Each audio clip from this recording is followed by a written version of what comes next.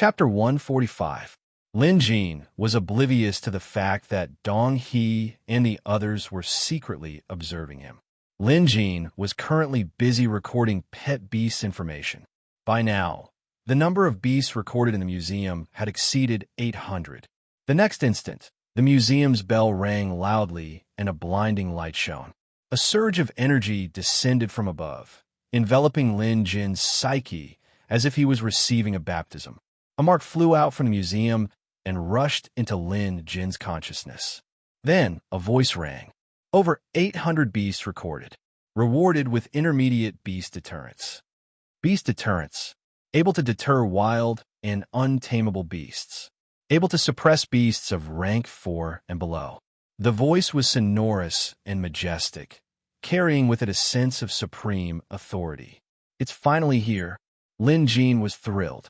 To him, the power of deterring wild beasts was definitely as useful as the pulse-seeking acupuncture technique. If he encountered a powerful wild beast, this ability could save his life. Previously, Lin Jin could only suppress beasts of rank 3 and below, which was already too risky. Now that he could deter beasts of rank 4 and below, he could suppress even stronger beasts in the future. Lin Jin shifted his gaze to the grassy continent's beasts. The beasts here were obviously superior to the local beasts. But similarly, as most of them were from the grassy continent, not many people knew about them. Some people bought them based on their instincts, while others hired beast appraisers to make their selections carefully. Lin Jin walked around, and after much effort, he finally recorded all the wild beasts here into the museum. Not a single one was left out. "Brother Lin." Just then, someone called out from behind. Lin Jin turned around to see Zhu Ken wasn't the only one.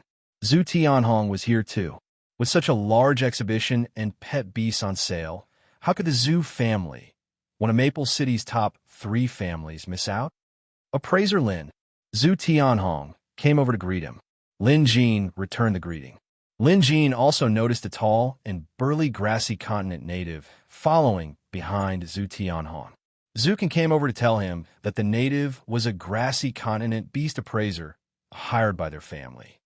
"Brother Lin, I wanted to ask you to help me, but my father said that the beast appraisers in Zhongzhou aren't familiar with the grassy continent's beasts, so I didn't want to trouble you. But to be honest, I trust your judgment more," Zukin said softly. Lin Jin smiled. Zhu Tianhong's considerations were not wrong. Indeed, beast appraisers from Zhongzhou did not know much about the grassy continent's beasts, but he was an exception. As long as it was a beast in the world, there was no beast that the Museum of Deadly Beasts could not identify. "Which one did you buy?" Lin Jin suddenly asked. Zhu Ken hurriedly took out a booklet with a few beast evaluation reports on them. It was obviously written by that grassy continent beast appraiser. "Brother Lin, please have a look," Zhu Ken said. Lin Jin gave a rough look and nodded. The grassy continent's beast appraisers were very accurate in their assessment of these beasts. Even though there were occasional deviations, it didn't affect them much. At Lin Jin's nod, Zhu Ken breathed a sigh of relief. "I heard that even the City Lord Manor has sent people over to purchase beasts from the grassy continent," Zhu Ken said. Lin Jin knew about this as well. Before he left the Beast Appraisal Association, he heard someone mention that Tan Lin was invited to the City Lord Manor. She was probably there to help appraise beasts.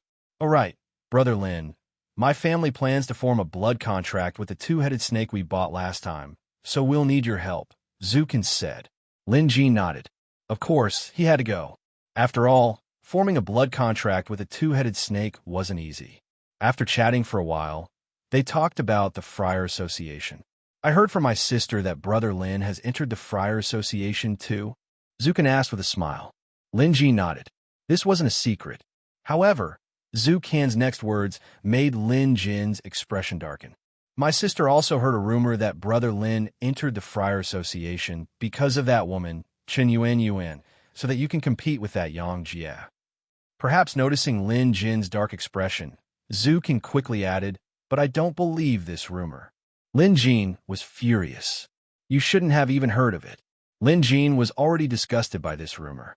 He had no idea who started it, but if they did, Lin Jin would make them wish they were dead. Just then, there was a commotion up ahead. Then there were cries of terror. "This is bad. Run. A grassy continent beast has broken free from its cage and escaped." Someone shouted. Chaos ensued. At the same time, there was a loud noise nearby. It seemed like a beast had really broken free and was wreaking havoc. The crowd panicked and ran as fast as they could. No matter what happened, they were afraid that something would go wrong. In a state of panic, it was inevitable for the crowd to run around. Once the crowd squeezed, something bad would happen. Not far away, Dong he was pushed to the ground and fell quite heavily. A few of his lackeys hurriedly helped him up. Just as they were about to lash out at him, someone accidentally touched the huge wooden rope that was used to build a wooden platform. The rope broke and the huge wooden log came crashing down. Dongy's hair stood on end in fright. He rolled on the ground and finally dodged the attack. Otherwise, he would have been smashed into meat paste. But as luck would have it, although the huge log didn't hit anyone, it smashed a hole in a cage that was used to hold ferocious beasts. An iron-barbed scorpion took the opportunity to break out of the broken cage and crawled out. This iron-spiked scorpion looked extremely terrifying. It looked like a giant crocodile, but it had a scorpion's tail. Its tail was sharp, and if it stabbed someone, even if they were wearing iron armor, it would still be able to pierce a large hole. Just as Dong He and his followers got up, they saw that the metal-spiked scorpion was less than 5 feet away from them. From this distance, they could clearly see the beast's razor-sharp teeth and its dangling tail. It was no exaggeration to say that if Dong He hadn't gone to the toilet not too long ago, he would have peed his pants right now. His pet beast didn't dare to make a sound under the pressure of this huge metal-spiked scorpion as it curled up into a ball. Dong He's followers were scared out of their wits. None of them dared to move, afraid that they would attract the metal-spiked scorpion's attack. Dong He was a man of experience. Although he was scared out of his wits, he suppressed his fear and thought of a countermeasure. Run? Definitely not. If he moved, he might attract an attack. Waiting wouldn't work either. As for fighting back, Dong He didn't think he had any chance of winning. Just then, Dong He noticed a bucket of feces next to him. If he guessed right, this was the excretion of a Tyrannosaurus nearby. For some reason, the feces theory they were discussing earlier popped up in Dong He's mind. It was to use the feces of a higher-ranked beast to deter a lower-ranked beast. This was clearly recorded in the Encyclopedia of Beasts and other beast-taming books. It was also proven to be effective. Driven by his strong desire to live, Dong He didn't hesitate to slowly reach out and fish out a clump of feces from the bucket before smearing it on his body. Everyone around him was stunned by his actions. Dong He's lackeys also came to a realization. Those who were closer also followed suit and smeared feces on their bodies. Those who were further away and did not have a bucket of feces with them could only look at Dong He enviously. Perhaps afraid that it wouldn't be safe, Dong He pondered for a moment before slowly scooping out a clump of something sticky and smearing it on his face. This time, the stench was so strong that it was nauseating, but it was definitely safe, because the metal-spiked scorpion had clearly taken a few steps back. This invigorated Dong He. It really worked. Chapter 146. With his morale boosted, Dong He took the initiative to take a step forward. The iron-barbed scorpion opened its mouth full of fangs and took 2 steps back. Dong He took another step forward, and the iron-barbed scorpion finally couldn't take it anymore and turned to flee. Exhilarated, Dong He had forgotten that he was covered in feces. All he knew was that he had used his aura to scare off the terrifying metal-bark scorpion. Dong He couldn't express how excited he was. Coincidentally, the metal-bark scorpion was running in Lin Jin's direction. This grassy continent pet beast was over 3 meters long, so its aura was unimaginable when it ran. "Brother Lin, be careful." Zukin was startled. He quickly controlled his sapphire turtle to protect him. But instead of retreating, Lin Jin took a few steps forward and said to the metal-bark scorpion, "Get down." As if being suppressed by an invisible force, the metal-bark scorpion shuddered before stopping and lying down obediently before Lin Jin, just like a tame dog. The crowd was dumbfounded. Lin Jin nodded in satisfaction. How could a rank 2 pet beast withstand his intermediate beast deterrence? Only then did the grassy continent natives step forward and control stronger pet beasts to subdue the metal bark scorpion. At the same time, they stared at Lin Jin as if he was a monster. Lin Jin ignored them and turned to the direction where the commotion started. The commotion had yet to stop. After a moment's thought, Lin Jin sprinted in that direction against the crowd with Xiao Hua in tow. Zukin wore a look of admiration. Even the grassy continent beast appraiser beside, Zhu Tianhong hurried over to ask who Lin Jin was. Not far away, Dong He had witnessed how Lin Jin subdued the pet beast with just a few words. He wanted nothing more than to crawl into a hole in ground. They were now covered in feces and stank so much that the crowd avoided them. It was hard for them to keep a low profile. Dong had planned to sneak away, but Zukin had a keen sense of smell. Upon catching a whiff of the stench, he turned around and exclaimed, "Isn't that appraiser Dong? Famous." Dong He looked as if he had nothing left to live for. Just then, Lin Jin was stopped by a group of grassy continent natives. Up ahead, several pet beasts of similar size were fighting. The natives were obviously controlling their pet beasts to capture the escaped pet beast. At this distance, he could already see very clearly. The beast that escaped was a giant ape. Lin Jin had seen a few ape-type pet beasts before, but none of them were as big as this one. When it stood up, it was at least 20 feet tall. Its arms were as thick as 10,000 caddies, and its body was covered in long, grayish-white fur. Its facial features were ferocious. The pet beasts controlled by the grassy continent experts were all tall and strong. A giant tyrannosaurus, a desert ironhead python, a rock-armored spider, and a spotted vulture surrounded the great white ape from 4 different directions. Lin Jin knew the names of these pet beasts because not only were they on display, but he had also pricked some of the grassy continent natives' pet beasts. Hence, Lin Jin knew how strong these pet beasts were. He also knew that if there were no accidents, these 4 pet beasts wouldn't be able to stop the great white ape. The reason was simple. In terms of strength, the 4 beasts could definitely suppress the great white ape. However, the great white ape also had an advantage that the other beasts did not have: spiritual intelligence. According to the Museum of Deadly Beasts, this great white ape's intelligence was close to that of a monster. It had reached the level of human intelligence. In other words, it was very smart. Since it knew it was no match for its opponent, it wouldn't foolishly fight head-on. If there were no accidents, it was probably thinking of a way to escape. Lin Jin didn't force his way forward. Since the grassy continent natives were confident they could handle the situation themselves, he would let them be. He shouldn't underestimate them either. If they could capture this white ape before, they could do it again. The onlookers weren't average folks. Lin Jin saw the city lord manor's people, and among them was the steward of the manor, Zhuo Wentong. Lin Jin had met Zhuo Wentong once before. Besides Zhuo Wentong, Lin Jin saw Tan Lin as well. He stepped forward at once. "Chief Tan, Steward Zhuo, Appraiser Lin, you're here too." Tan Lin didn't put on any airs around Lin Jin. Zhuo Wentong recognized Lin Jin as well. Due to Tan Sun's high regard for Lin Jin and the fact that Lin Jin was a rank 2 beast appraiser, Zhuo Wentong saluted him. "Appraiser Lin, it's been a while." Lin Jin laughed before pointing at the white ape. "I didn't expect the grassy continent natives to be so insecure. How could they let a beast like this escape?" Zhuo Wentong was infuriated at the mention of this. These barbarians are too unreliable. Previously, when they wanted to enter the city lord was afraid something would happen, so he didn't allow it.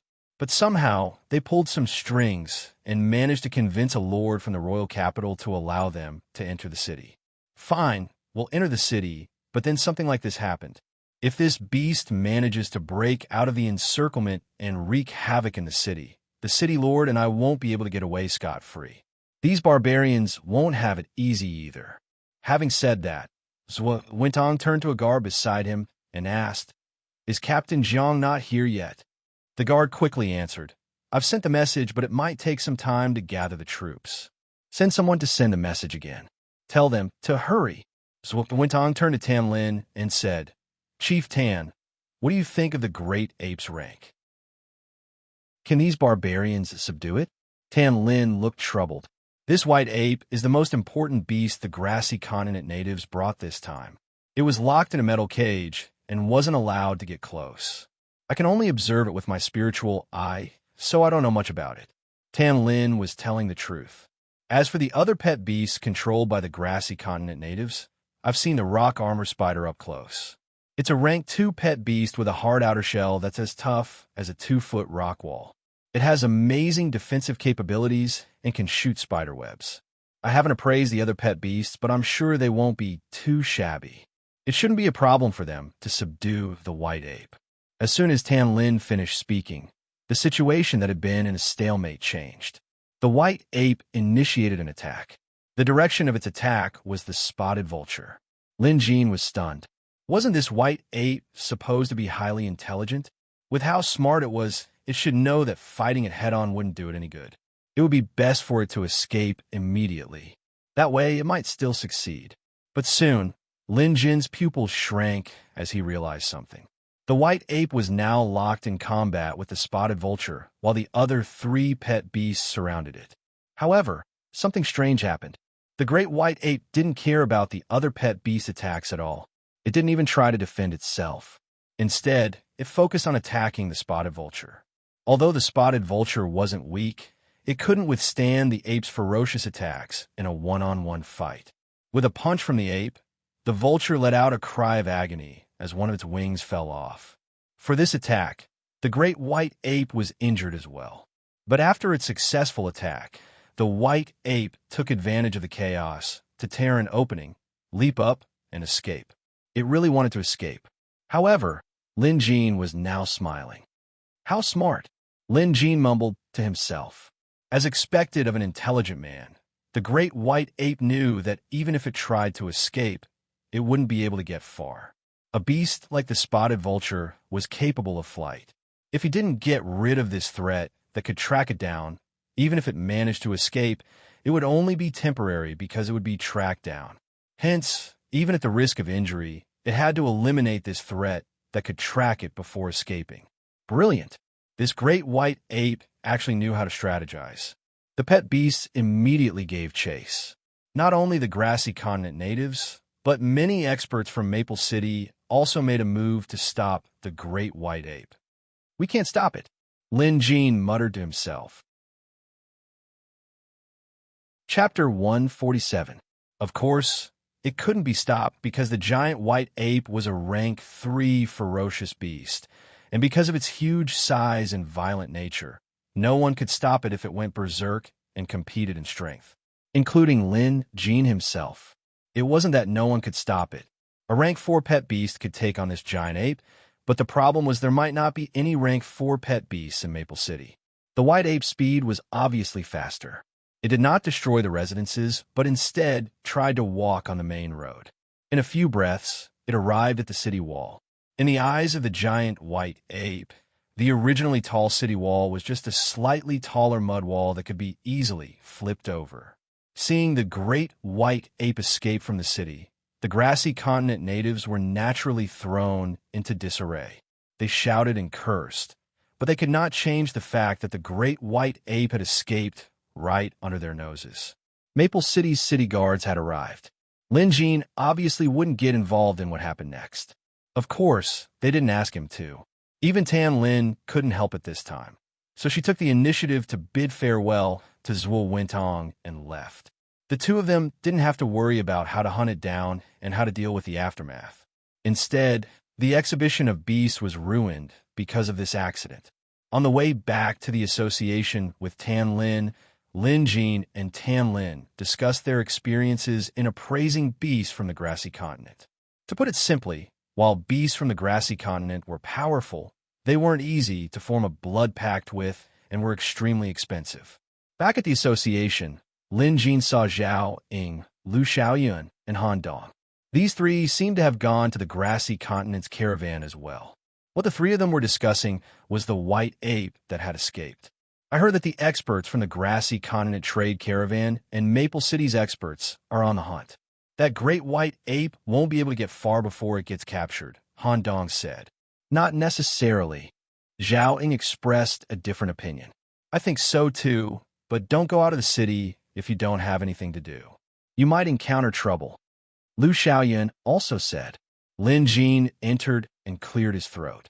The trio immediately went over to greet him. Seeing that he still had plenty of time, Lin Jin taught them some beast-appraising techniques before leaving for the Friar Association. Fire Spirit Possession was Lin Jin's spell of choice. As an offensive spell, knowing one was enough. However, this alone might not be enough. Forget Yang Jie. Even the disciples of the other Friar Association had spent far more time studying spells than Lin Jin did. Moreover, spells could restrain each other. Lin Jin knew this very well. If there was someone who could restrain the Fire Spirit Possession, then wouldn't he be in trouble? Therefore, he also needed to learn a way to counter other people's spells. It was still the Spirit Library. Lin Jin found a book on a high-level spell bookshelf. Spell Breaking Curse. He flipped through the first page and saw that this was the first sentence. Those with less than 20 stones of spiritual energy are not allowed to cultivate or comprehend. Obviously, there was a limit to the cultivation of this technique. An average disciple did not possess 20 stones of spiritual energy. The threshold was so high that it directly blocked the possibility of most disciples cultivating. Flipping it open, Lin Jin was soon immersed in it. After a long while, Lin Jin raised his head and rubbed his eyes, musing, what a pity. This spell breaker isn't related to pet beasts, or at least not directly. Hence, the Museum of Deadly Beasts doesn't have a detailed explanation of this spell. Otherwise, it would be much easier for him to cultivate it. The detailed explanation of spells in the Friar Association's Spirit Library was mysterious. To put it bluntly, it was hard to understand. Even after half a day, Lin Jin still couldn't comprehend it. Suddenly, Lin Jin realized that someone was sitting right next to him. The person was propping his chin on his hand and staring straight at him. It was Xue Bauer. Startled, Lin Jin mused, does this girl not make a sound when she walks? What did she get here? Senior, are you studying Spellbreaker? Xue Bauer's voice was crisp and clear, like the sound of someone biting into an apple. Lin Jin's heart stirred. Yeah, but I don't understand it. This Spellbreaker is too difficult. I'm afraid no one in the Friar Association can comprehend it.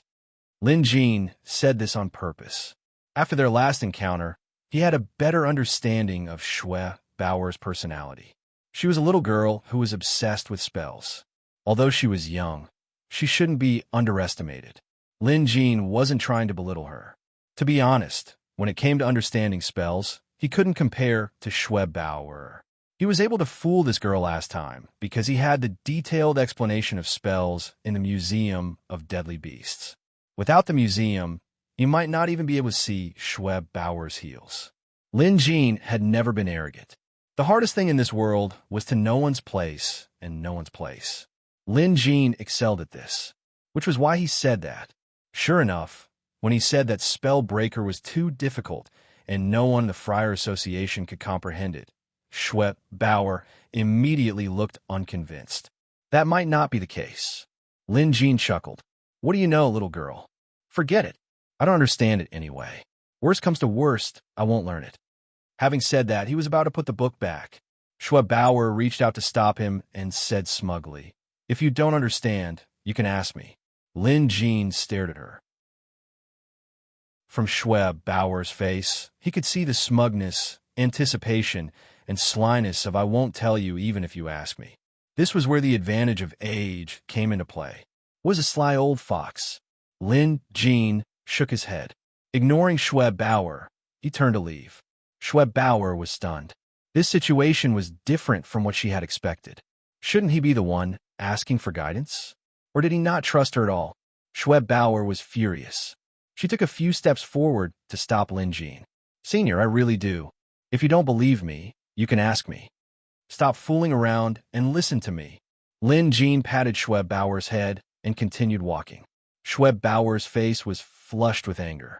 To prove herself, she reached into her pouch and took out a book. Take a look if you don't believe me. This book contains my detailed explanation of the Spellbreaker continent. I've been studying this spell for more than a year now. Even teacher North River praised me as a genius. Lin Jean picked up the booklet skeptically and flipped it open. What he saw shocked him. This booklet was filled with detailed explanations of the spell negation mantra. It was extremely detailed. Schwebauer had written down some of the more obscure parts of the spell in great detail. It was almost on par with the Museum of Deadly Beasts' explanation of spells.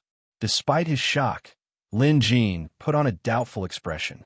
You really know it? Ask me if you don't believe me. If you can answer me about Spellbreaker, you win. Schwebauer was furious and eager to prove herself. Before she knew it, she had fallen into Lin Jin's trap. Until nightfall, Lin Jean and Schwebauer continued discussing this spell. Now that they had figured out everything they needed to know, all they had to do now was cultivate in private. Lin Jean said, Bauer, it seems like I've wronged you. You really do know this spell and have a deep understanding of it. I apologize. Having said that, he saluted. Schwebauer looked proud. Do you believe me now? I do. Lin Jean got up. It's getting late. I have to go back now. Schwebauer felt like something was off, but she couldn't quite pinpoint what it was. Seeing that he was about to leave, Schwebauer suddenly remembered something. Senior, I heard that you joined the Friar Association to compete with Senior Yang for a lady's heart. Lin Jean almost tripped over. His expression immediately turned from sunny to cloudy. However, he couldn't lose his temper. Schwebauer was clearly just curious. He sat down and explained everything to Schwebauer, telling her that it was a malicious rumor. Schwebauer looked confused. Spells were her forte, but when it came to these messy matters, she was as innocent as a blank sheet of paper. So you're here to participate in the Disciples Tournament and fight for first place? Schwebauer finally understood. Lin Jean nodded. But I want to get first place too. Doesn't that mean we'll have to compete then? Schwebauer came to a realization. At first, Lin Jean thought she didn't want to compete with him. But when he saw the excitement and anticipation on Schwebauer's face, he knew he was overthinking things. But it'll be difficult to get first place. Senior Yang is very strong. Schwebauer seemed dejected as she recalled something. Lin Jean was curious. From what he could see, other than her young age, Schwebauer was strong in every other aspect. Although her pet beast was only rank 2, she was skilled in spells, so she might not lose to Yang Jie. However, Schwebauer's next words caught Lin Jin's attention. Ever since Senior Yang joined the Friar Association, he hasn't lost a single match. It was obvious that even Schwebauer admired Yang Jie a lot. Lin Jin wore an odd expression, but eventually, he smiled and patted Schwebauer's head. That's because he hasn't met me. Before he left, Lin Jean wrote an evaluation report for Schwebauer. The content of the report was obviously about Schwebauer's firewolf pet beast. Lin Jean felt apologetic for obtaining the detailed explanation of spell negation from Schwebauer. In return, he wrote an evaluation report for her. Other than an evolution method for pet beasts, the report also mentioned how to raise the exotic firewolf's attributes to the level of pure blue fire. This evaluation report was a priceless treasure. However, Lin Jean quite liked Schwebauer. Being with her was like having a younger sister, so he was more than willing to write an evaluation report for her. While Schwebauer was engrossed in the evaluation report, Lin Jean slipped away. He had no choice but to slip away. Once Schwebauer came to her senses, she would throw a bunch of questions at him, and he wouldn't be able to escape even if the sun came up. In a wild forest, the moonlight shone brightly as the night breeze blew. Insects rested and birds were tired. Gazing up at the sky, they yearned for the beauty of winter. Outside the fox cave, Lin Jean sat cross-legged as he preached. The fox cubs were all acting like humans as they listened attentively. Occasionally, they would doze off, but Shanger would use object manipulation to control a leaf to hit them on the head, and they would immediately wake up. This is the essence of the beast energy cultivation method. Have you all memorized it? Lin Jean was calm and at ease. Seeing the fox cubs nod, he smiled. After spending the past few nights together, Lin Jean and the fox cubs had become very familiar with each other. After his lecture, they would jump up and down on Lin Jin's body, having a lot of fun. Little 5 was the same. Only Shang'er remained calm. She stood at the side with her back straight, revealing her peerless beauty under the moonlight. Chapter 148. Legends of fox demons wreaking havoc on the world were all told in ancient novels. Since ancient times, fox demons were the epitome of seduction. At first, Lin Jin didn't think much of it, but when he saw Shang'er's face, he realized that the legends weren't all made up.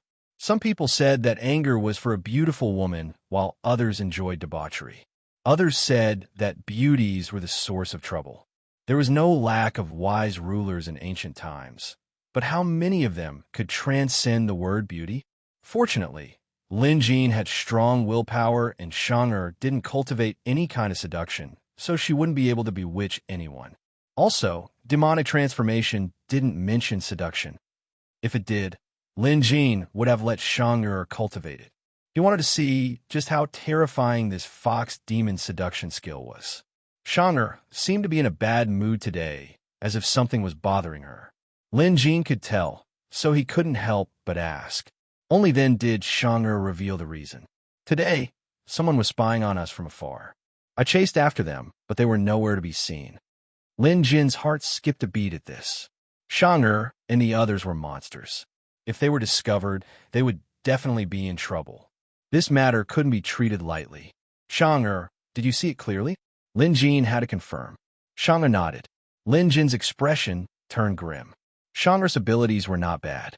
She was a 4th-rank fox demon and had already cultivated the art of object manipulation. Even if she did not know any spells, her speed was still extremely fast. Those who could escape under her watch were not ordinary people. Regardless of whether that person was good or bad, they couldn't afford to be careless. We can't stay here any longer. Let's move. Lin Jin was more decisive. No matter who it was that was spying on Shang'er and the others, they mustn't take the risk. Since Lin Jin had spoken, none of the foxes would object. Although they couldn't bear to leave this place, they had to leave. Not only did they have to leave, but they had to leave immediately. However, where they were going to move to was another problem. Why don't we go to Mount Zoraku? Shang'er suddenly had an idea. Lin Jin nodded at this. Mount Zoraku was more remote and deeper in the mountains. Occasionally, people would come here, but Mount Zoraku was deserted even during the day. It would be much safer to hide there. Although it was a little further away from Maple City, it was worth it for the sake of safety. 2 hours after Lin Jin left with Shang'er and the fox cubs, 2 silhouettes appeared outside the cave they were in before. Both of them were dressed in short clothes with their sleeves rolled up, revealing their strong muscles. Their faces were covered with black masks, so their faces could not be seen. Behind them were their pet beasts. One was a 5-meter-long black panther, while the other was a spotted python coiled around a tree branch. One of them looked around and said, "Old G, didn't you say that there were fox demons hiding here? Why isn't there any?" An old man at the side was startled and hurriedly entered the cave to investigate. His nose twitched as he said, "Old Pan, you know I never lie. There's indeed the aura of a fox demon here. Perhaps it hasn't returned yet, or perhaps it sensed danger and fled in advance." Old Pan snorted coldly. "Old G, you said that one of the fox demons has mastered the art of shape-shifting and can appear in the form of a woman. However, shape-shifting has been extinct for many years. Nowadays, even mystical beasts are few and far between, let alone mystical beasts that have mastered the art of shape-shifting. Don't you know how to lie? This matter is absolutely true. If I have even the slightest bit of deceit, then let me die without a burial site." The old woman became anxious and made a vicious vow. "Forget it. I don't care if it's true or not. Since the fox demon you mentioned isn't here, it's highly likely that it has escaped. If we want to find it again, it won't be possible in a short period of time. Let's head to Maple City first and settle our business." Old Pan's tone was vicious. Old G didn't dare to disobey, so she could only give up for now. Both of them rushed to Maple City overnight and sneaked into the city. "Old G, you go to the Zoo Manor and snatch the Hydra. I'll go subdue that monster hiding in the dilapidated temple." It's best if we don't alert the experts in the city to avoid unnecessary trouble. After Old Pan was done with his instructions, he brought his spotted python back to the dilapidated temple, while Old G made a beeline for the zoo manor. However, even after Old G returned, Old Pan was nowhere to be seen. What's going on? Old G was panicking. The zoo family could notice that their pet beast had been stolen at any moment. Moreover, there was a time limit to how much he could control the Hydra with his expensive beast control talisman. Once the time limit was exceeded, the talisman would lose its effect, and he wouldn't be able to control the Hydra. Old Pan isn't bad, and she is a rank 2 ghost spotted python. There shouldn't be any problems. Old G mumbled to himself as he took off his mask. If Lin Jean were here, he would definitely recognize this old man with the surname G as the one who fought Zhu Can for the two-headed snake at the pet beast auction. This old man was an expert in beast appraising, and he even had a powerful magic tool that could detect demonic energy. Back when he was strolling around Maple City, he noticed that there was demonic energy in the well of a run-down temple in the city. At that time, he concluded that there was a demonic beast down there, and based on the demonic energy, the beast was only at the first level. Although the monster was terrifying, its entire body was a treasure. Its flesh, blood, and bones could all be used as medicine. However, it was still a rank 1 monster after all. Old G was afraid that he couldn't handle it alone, so he went to Old Pan for help. Old Pan was a ruthless bandit and had been good friend with Old G for many years.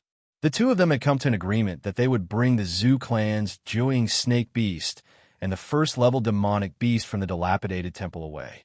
Just these 2 items alone could be exchanged for 10,000 gold taels. With that, they would be able to live the rest of their lives without worry. Things were progressing smoothly on his end, but Old Pan ran into trouble.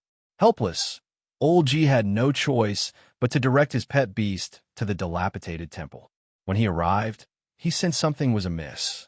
The malevolent aura here was thick. Old G continued forward and saw fresh blood on the ground. Clearly, it had just been left behind. There was no sign of Old Pan, nor was there any sign of her pet beast. That's odd. When they arrived at the well, Old G saw that the boulder that was originally on top of the well had fallen to the side. Someone must have moved it away. Beside the well, there was a lot of bloodstains. There were even some signs of someone being dragged. Old Pan, Old Pan. Old G called out twice. When there was no response, he began to panic. In the past, when he and Old Pan worked together on such shady jobs, nothing had ever gone wrong. Old Pan, in particular, was a ruthless person who killed people like scything flax. As long as there was money to be made, she would do anything. Old Pan could be described as bold, but meticulous. Old Pan had once captured a monster beast and had seen the world. Even if the monster beast was in trouble, it could at least escape. However, from the looks of it now, Old Pan seemed to have met with misfortune. Old G looked at the bloodstains and scratches by the well and felt even more uneasy. He planned to leave. It was true that Old Pan was a friend, but judging from the traces here, the odds were against her. At most, he would burn more joss paper for the old man when he got back. Having made up his mind, Old G prepared to leave. But then, he heard movement from the well. Instinctively, he turned back to see Old Pan struggling to climb out with her face covered in blood. It was obvious that Old Pan was out of energy. She couldn't even shout. With quick reflexes, Old G hurried over and pulled Old Pan out of the well. Old Pan was in a terrible state. Her clothes were torn, and there were several wounds on her body that bled profusely. Her face was pale. Old G looked back. Old Pan, what happened? Where's your pet beast? Dead. F***CKU. Stop asking. Quick, get me out of here. Old Pan was horrified. Old G felt his hair stand on end. He hurriedly ran out, but after taking 2 steps, he heard something behind him. Looking back, he saw a huge black anaconda crawling out of the well. The black anaconda exuded a thick demonic aura, and its eyes were menacing. Old G shuddered. As a beast appraiser, he could tell that this black anaconda was definitely not just a rank 1 monster. Needless to say, he had miscalculated. Run. There was nowhere to run. With old G supporting old Pan, they couldn't run fast. Even if they sprinted at full speed, they wouldn't be able to outrun the snake. Hearing the sound of wind behind him, old G hurriedly invoked a spell and had his pet beast take the lead. He couldn't care less at a time like this. All he heard was a strange sound, as if bones were being broken. Old G turned to look, and his eyes almost popped out of their sockets. His pet beast, a rank 2 saber-toothed black panther, was twisted into a fried dough twist by the black anaconda. From the looks of it, none of the panther's bones were in good shape. This was terrifying. Old G was straightforward as well. He pushed Old Pan to the side and ran off.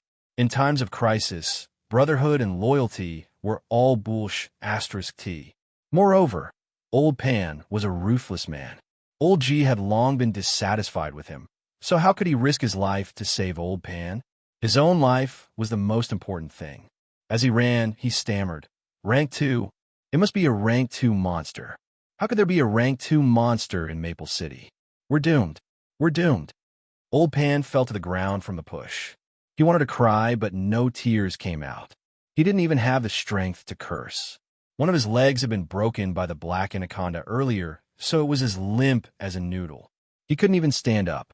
After crawling a little, the snake swallowed him whole. Old G didn't even dare to look back. He ran as fast as he could, but he knew that in terms of speed, he couldn't outrun the black anaconda. The creature could cover a distance of 50 to 60 feet with just a twist of its body. Sensing the wind behind him, Old G rolled on the ground and dived into the ruins of a collapsed temple. It was like a rat running away from its prey. He couldn't care less about anything else now. Wherever there was a crack, he would dive in. As for resisting, forget about it. His rank 2 pet beast was almost instantly killed by the black anaconda. How was he supposed to fight back? Crawling into the collapsed beams and broken tiles, Old G couldn't stop shaking. He was truly afraid. Right now, he didn't want to think about anything other than his life. This pile of rubble clearly couldn't stop the black anaconda. Old G was in despair. He could even smell the stench coming from the snake's mouth behind him. However, even after waiting for a long time, the black anaconda didn't move. While this surprised him, it also made him curious. Emboldening himself, he turned around and saw the black anaconda acting as if it was facing a great enemy. It no longer cared about him as it stared in another direction. From the snake's cold eyes, Old G could see fear and even terror. Old G hid in the crack, afraid to come out, so he couldn't see what was threatening the black anaconda. He was curious. Although he didn't dare to come out, he poked his head out to look at the ground. Under the moonlight, their shadows were cast on the ground, elongating quite a bit. The two shadows looked like a man and a woman. Chapter 149. Time seemed to have come to a standstill. The black snake monster remained motionless, unsure of whether to advance or retreat. Meanwhile, the two silhouettes remained motionless as well. This state continued for some time. Suddenly, the female silhouette took a step forward and the black snake monster's aura crumbled. It curled up into a ball as if begging for mercy. But then, an eagle's cry came from afar. Old G was momentarily distracted, and the two silhouettes on top of the wall had already vanished. Then, a giant goshawk swooped down and engaged the black snake monster in a fierce battle. Old G recognized the goshawk right away after taking a glance at it. In Maple City, anyone in the field of beast appraising would know about this goshawk. It was a rank 3 war eagle belonging to the City Lord Manor, and its blood contract owner was the City Lord Manor's steward, who was also the former commander of the city guards, Zwil went on. An expert from the City Lord Manor had arrived. Old G was both happy and shocked. He was happy that he was saved, but shocked that he was caught stealing someone's pet beast. If he were to be caught, he might end up in court. At this thought, Old G wanted to run. But by then, Zwil Wintong had arrived. Not only him, but a large group of city guards had arrived as well. In the blink of an eye, the dilapidated temple was completely surrounded. Old G knew he was done for. Meanwhile, Zwil Wintong stood on the roof, watching the black snake monster fighting with his pet beast with a grim expression. How could there be a monster of this level hiding in Maple City? His subordinates didn't dare to make a sound. Zhuo didn't say anything. He could tell that the black snake monster was powerful. If he wasn't mistaken, it was at least a rank 2 monster. Moreover, it knew some demonic cultivation spells, making it a difficult opponent. Even Old G had to give it his all by controlling his pet beast and casting spells. But even so, his giant goshawk could only hold its own against the black snake monster. Or rather, it was at a disadvantage. Goshawk's cry, lightning peck. Zhuo cast a spell. The next instant, the giant goshawk that was fighting the black snake monster let out a deafening cry that resounded through the sky. At the same time, a bolt of lightning descended from the sky and directly blasted the black snake demon. In terms of sorcery, Zhuo could definitely be considered an expert. His blood contract was already at the 5th realm, and the level of his sorcery was also very high. As the lightning struck down, the scattered lightning caused the already dilapidated temple to collapse even more. Looking at the black snake demon, its entire body was charred black. It was obvious that it was heavily injured. However, it didn't kill it. Behind a distant roof, Lin Jin crouched down to watch the commotion. Shang'er followed suit, but her posture was much more elegant. Clearly, the 2 figures Old G had seen earlier were them. They were also the ones who had deterred the black snake monster. Master Lin, aren't you going to help? Shang'er asked. Lin Jin shook his head. You're underestimating the city lord manor. There are plenty of experts there. Moreover, Maple City has the Friar Association. A mere black snake monster is nothing to be afraid of. It doesn't matter if I go or not. That was true. Previously, the black snake demon had been hiding, so no one noticed it. Now that it was discovered, its fate was sealed. After settling Shang'er and the others down at Mount Zoraku, Lin Jin remembered that the black snake demon was a potential threat. Since there was no time like the present, he dragged Shang'er along with him, planning to quietly eliminate the black snake demon. But when they arrived, they saw the black snake demon chasing after an old man. Lin Jin and Shang'er suppressed the black snake demon with their auras, but just as Shang'er was about to make a move, she sensed the goshawk approaching and dodged. Later on, the giant goshawk and the black snake demon fought as Zhuo and the city guards rushed over.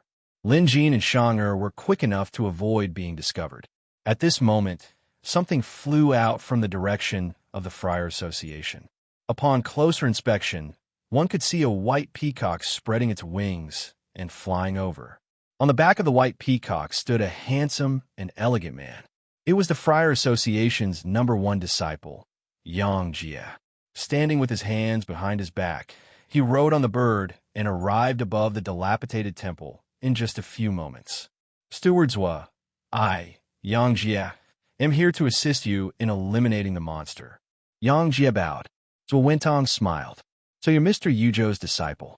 Mr. Yuzhou is, my teacher is in seclusion, studying the evolution method of his pet beast.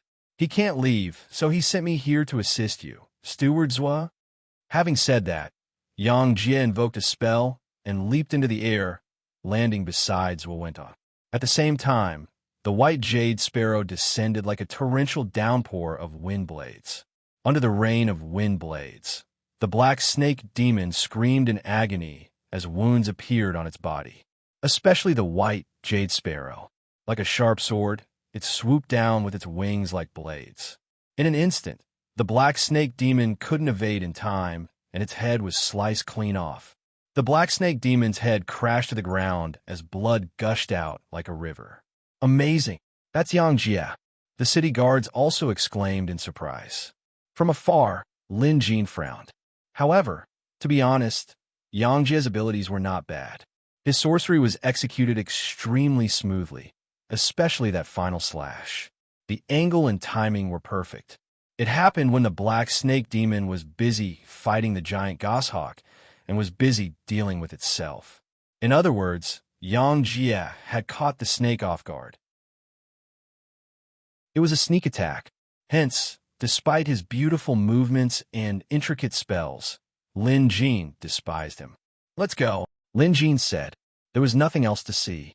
Now that the black snake demon was slain, the monster's corpse definitely wouldn't fall into his hands. Hence, it was more important for him to head back to bed. Chandra definitely couldn't go back with Lin Jin. She had to rush back to Mount Zoraku. Lin Jin was very confident in Chandra's abilities. She was a rank 4 monster, and other than object manipulation, Lin Jin had also imparted some of the essence of transformation to her. Now that Chandra was strong enough to stand on her own, there was no need to worry. After checking out Lin Jin's house, Chandra bade him farewell. Then, she glided gracefully with the wind and flew out of Maple City. Chandra was getting more and more familiar with object manipulation. She could even control flying leaves and tread on them like an ethereal fairy. At this speed, she soon arrived at Mount Zoraku. However, at this moment, she felt a strange movement beneath her. She immediately changed her direction and flew down. She stepped on a branch and looked around. In a nearby valley, a large creature was curled up. Perhaps sensing Chandra's monster aura, it let out a low growl as a warning. The growl was deep and thick, carrying with it the wind. It was definitely a large beast. Any normal person would be terrified under such circumstances. They would never dare to investigate the large figure hidden in the dark valley. After all, even though it was curled up, it still looked like a small hill, giving off an intimidating aura. But Chandra wasn't afraid. She walked over curiously and finally got a good look at the large beast's true appearance. It was a giant white ape. Every time he came back, Lin Jin would first visit the beast pen in the yard. The shadow wolf had recovered well, and Lin Jin had begun teaching it the beast energy formation.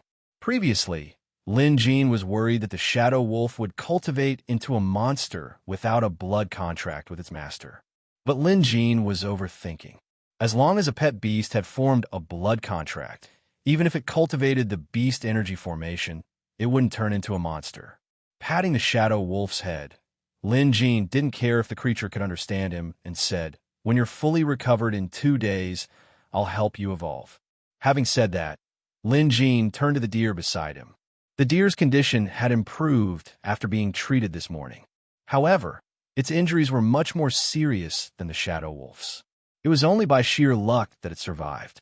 Lin Jin had already determined that the person who injured the deer was its owner. Or rather, its original owner. Even now, Lin Jin still couldn't understand why someone would do such a thing to their own pet beasts. How could they be so cruel to them? Lin Jin patted the deer's head as well. "Don't worry and take care of yourself. Eat and drink. As long as I'm here, no one can hurt you." Talking to pet beasts was also a habit of Lin Jin's. Goldie had gone off to hunt for food again. This guy was elusive.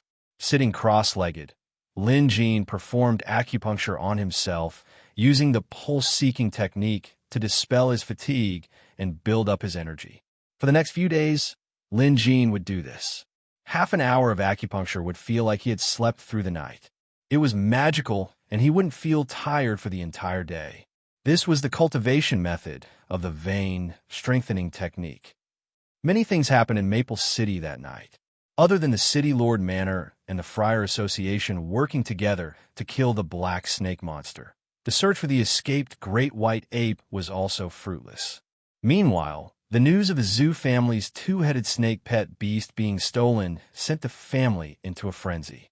Fortunately, the city guards soon sent word that the stolen pet beast had been found. Not only was it found, but the thief was also apprehended. The Zhu family was in for a false alarm. While requesting the authorities to punish the thief, Zhu Tianhong sent Zhu Can to invite Lin Jin to help Zhu Can's younger brother, Zhu Yuan, form a blood pact with the 2-headed snake as soon as possible. This was a top priority. Hence, at daybreak, Lin Jin was invited to the Zhu Manor by an anxious Zhu Can. The Zhu family was in an uproar that night. After all, losing a pet beast, especially a rare rank 2 beast, was a huge deal. Fortunately, it was found in the end. "Appraiser Lin, I apologize for making you come here so early in the morning." Zhu Tianhong had been waiting at the entrance for a long time. When he saw Lin Jin, he immediately went over to welcome him. Lin Jin waved. "Lord Zhu, you're welcome." As they spoke, They had already stepped into the zoo residence. In the courtyard, there was an iron cage.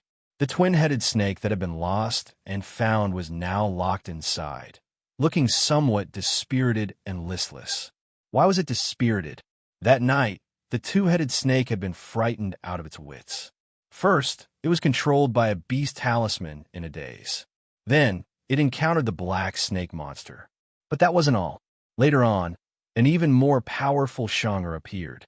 The aura of a rank 4 monster instantly caused the two-headed snake to break down. Even now, it still hadn't recovered from the shock. A perfectly fine snake was now as limp as a noodle. However, this wasn't a big deal.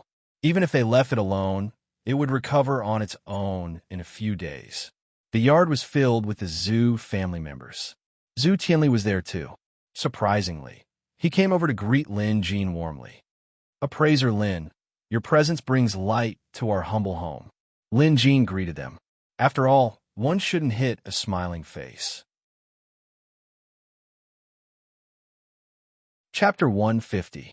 It was as if Zhu Tianli had forgotten about his previous conflict with Lin Jin. In fact, after he returned that day, he realized what was going on. Master Liao was truly unreliable. Although he spoke eloquently, one had to look at the results. In the end, Master Liao was utterly defeated by Lin Jin at the beast auction. He couldn't even put up a fight. The two-headed snake was such an important bloodline, yet Lin Jin failed to notice it at all. Most importantly, Lin Jin wasn't the only one who noticed it. Others noticed it too, or else they wouldn't have bid against Zhu Can. However, Zhu Tianli didn't think much of it back then, which was why he was tricked by Master Liao. Later, when Zhu Tianli went to look for Master Liao, he realized that the man had already slipped away. Perhaps sensing that something was amiss, the old swindler fled in advance. When he found out, Zhu Tianli wanted nothing more than to hire an assassin to hunt that old man down. Fortunately, the pet beasts he bought back that day weren't completely useless. Still, a loss was a loss.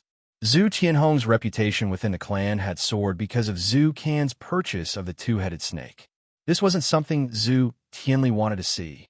He knew that he had to do something. Otherwise, his chances of toppling Zhu Tianhong and taking control of the clan would be slim. What should he do? Simple. Sow discord and get someone else to do his dirty work. The two-headed snake was precious, but it was precisely because of this that it attracted unwanted attention.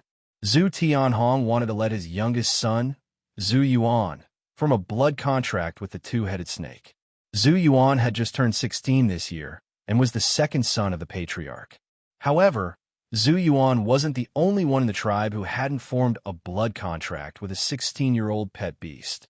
The second elder, Zhu Xuanda's grandson, Zhu Guan, was one of them.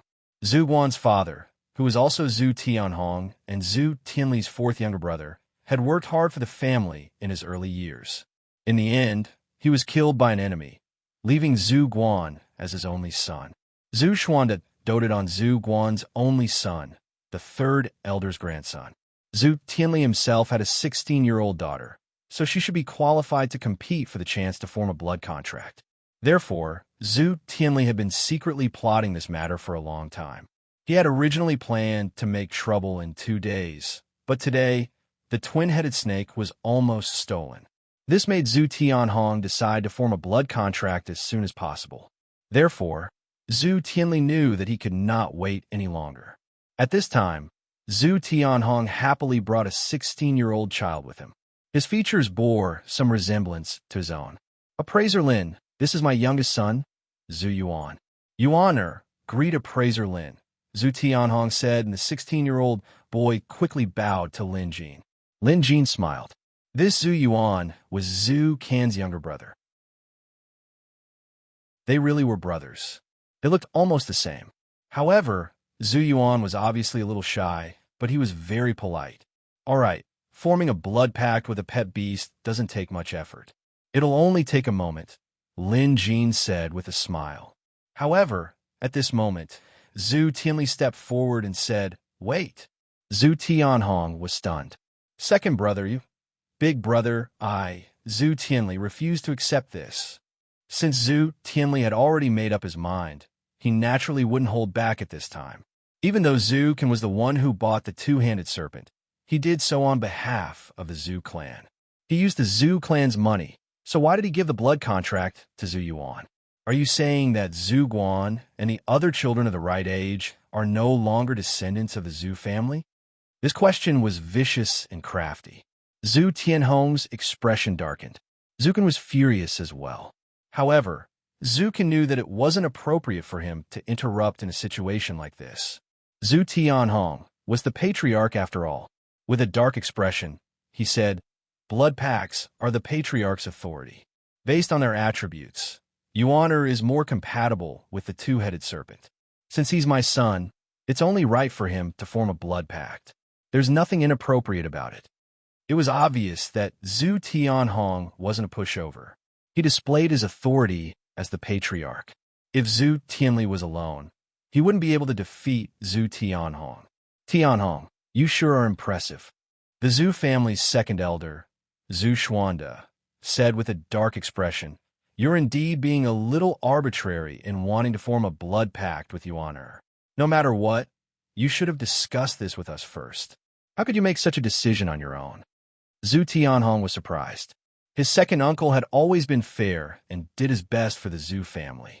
Why would he suddenly jump out and disagree with him? "Second uncle, why are you messing around with Tianli too?"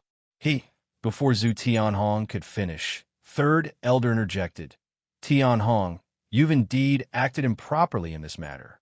What Tianli said isn't without reason. Your second uncle and I have discussed this matter, and we should still discuss it. This matter concerns the Zhu family's future prosperity, so we can't afford to be careless." Zhu Tianhong's expression darkened. He didn't expect several of the family's elders to stand on Zhu Tianli's side. All of them made it sound good. But in the end, they were all eyeing the two-headed serpent as a rank 2 pet beast with immense potential. It was only a matter of time before it got promoted to rank 3. Everyone knew that a rank 3 pet beast was the most important existence in the family. Hence, they were tempted. Zhu Tianhong's hands were trembling in anger. He first saluted Lin Jin and said, "Appraiser Lin, I've let you witness a joke today. Please wait for a moment. Once we've come to a decision, we'll ask for your help." Noticing Zhu Tianhong's current predicament, Lin Jin didn't say anything and simply nodded. As an outsider, it wasn't appropriate for him to intervene in the Zhu family's affairs. Zukin's chest was heaving in anger. He wanted to say something, but was stopped by Zhu Tianhong's stern glare. He glanced at the family's elders and said, "Second uncle, third uncle, what do you think we should do?" Second elder and third elder didn't say a word. They obviously wanted to fight for their grandson, but it wasn't appropriate for them to say it out loud. Greed and pride. Then, Zhu Tianli added, "This matter must be fair. Either we gather the family's disciples who are of the right age and decide by random selection, or we let each family vote and the one with the highest number of votes wins." It was obvious that Zhu Tianli was trying to muddy the waters. He was only doing this to damage Zhu Tianhong's reputation and authority. Of the two methods he mentioned, the first was to rely on luck, and the second was to rely on connections. He was confident about this. Perhaps this time, not only would he be able to strike a blow to Zhu Tianhong's dignity, but he would also be able to benefit from it. Either way, he could eliminate Zhu Yuan as much as possible. Especially the second method. Through voting, Zhu Yuan couldn't possibly stand out. Just then, second elder and third elder exchanged glances and said, "This matter concerns the family, so it's not appropriate to decide by drawing lots. Why don't we vote? What do you all think?" Hypocrites. Even Lin Jin shook his head at this. Since everyone knew that this matter concerned the family, they had to choose the most suitable candidate to form a blood pact with the two-headed snake. Truth be told, even Lin Jin was envious of this two-headed snake. Its future was limitless. But the problem was it depended on who the blood pact was with. Zukin had already told Lin Jin about Zhu Yuan's situation. Lin Jin knew that Zhu Yuan and the two-headed snake's attributes were compatible, making them very suitable for forming a blood pact. As for the others, Lin Jin didn't know. But when he saw a young man behind second elder, Zukin said that this was Zhu Guan. Lin Jin studied Zhu Guan's arrogant and condescending face. One look and Lin Jin could tell that he was a spoiled brat. But that wasn't the main point. The main point was that this person's attributes were too far apart, making him incompatible with the two-headed snake. If second elder and third elder were truly looking out for the Zhu family, why would they ruin Zhu Tianhong's reputation and do something like this for their own selfish reasons? Later on, Lin Jin realized that not every elder was wise and steady. Not every elder could be washed clean of their past and have the mentality to see through and see through. There was still a gap between people. Compared to the Zhu family's peak years ago, they were declining year by year. It seemed like they were the ones with the problem. Just disobeying the patriarch's orders was enough to kill them. Now, the Zhu family decided to decide on the candidate through voting. Zhu Tianhong didn't say a word. It was obvious that he was tired and disappointed. For his family to act so preposterously for their own selfish reasons, Zhu Tianhong probably felt like dying. Finally, Zhu King couldn't hold it in any longer and exploded. The Zhu family's rules state that the patriarch has the right to decide on matters of the family. Moreover, my father wasn't doing this for personal gain. Before deciding on the candidate, he had already compared the attributes of the other members of the family who were of suitable age. It's just that in comparison, my younger brother, Zhu Yuan, is more suitable. And all of you have been incited by Zhu Tianli to cause trouble in public for your own selfish reasons. How disrespectful of your elders. If it weren't for my father supporting us all these years, the Zhu family would have fallen apart long ago. Despite Zhu Kan's young age, he could see things clearly. However, his words were like poking a hornet's nest. After all, this was a slap to their faces, or rather, a stab to their sore spot. Insolence. How impudent. Is this something you should say? Tianhong, is this how you teach your son? He has no respect for his elders and has no manners. How lawless. Zhu Kan, kneel down and admit your mistake. As the storm raged on, the crowd began to criticize Zhu Kan. However, Zhu Kan raised his head and glared at his clansmen, refusing to back down. Just then, Zhu Tianhong stomped his foot and a striped tiger pounced from outside, letting out a roar. With that, the crowd's voices were immediately silenced. This striped tiger was obviously Zhu Tianhong's pet beast. At rank 2, it was quite intimidating. Zhu Tianhong stood with his hands behind his back. He first glanced at Zhu Kan before saying to the others, Zhu Kan is my son. Even if he's in the wrong, I'll be the one to punish him. There's no need for you elders to worry. Upon hearing this, tears fell from Zhu Kan's eyes. Even Lin Jin was impressed by Zhu Tianhong. At least the man didn't punish Zhu Kan for the sake of his reputation or the so-called rules. Instead, he was resolute in protecting his son. This was the responsibility a father should have. The Zhu family's farce had broadened Lin Jin's horizons. Truth be told, he only came to help the Zhu family because of Zhu Kan. Now that the Zhu family was stirring up trouble, Lin Jin couldn't get involved in their family's affairs. However, whether or not he would help the blood contract was in Lin Jin's hands. Lin Jin went over and patted Zhu Kan on the shoulder, saying, I'm here to help you because you're my friend. Let me make this clear, other than your brother, I won't help anyone else form a blood contract. Once you've made your decision, come look for me. Having said that, he turned to leave. The Zhu family was still fuming.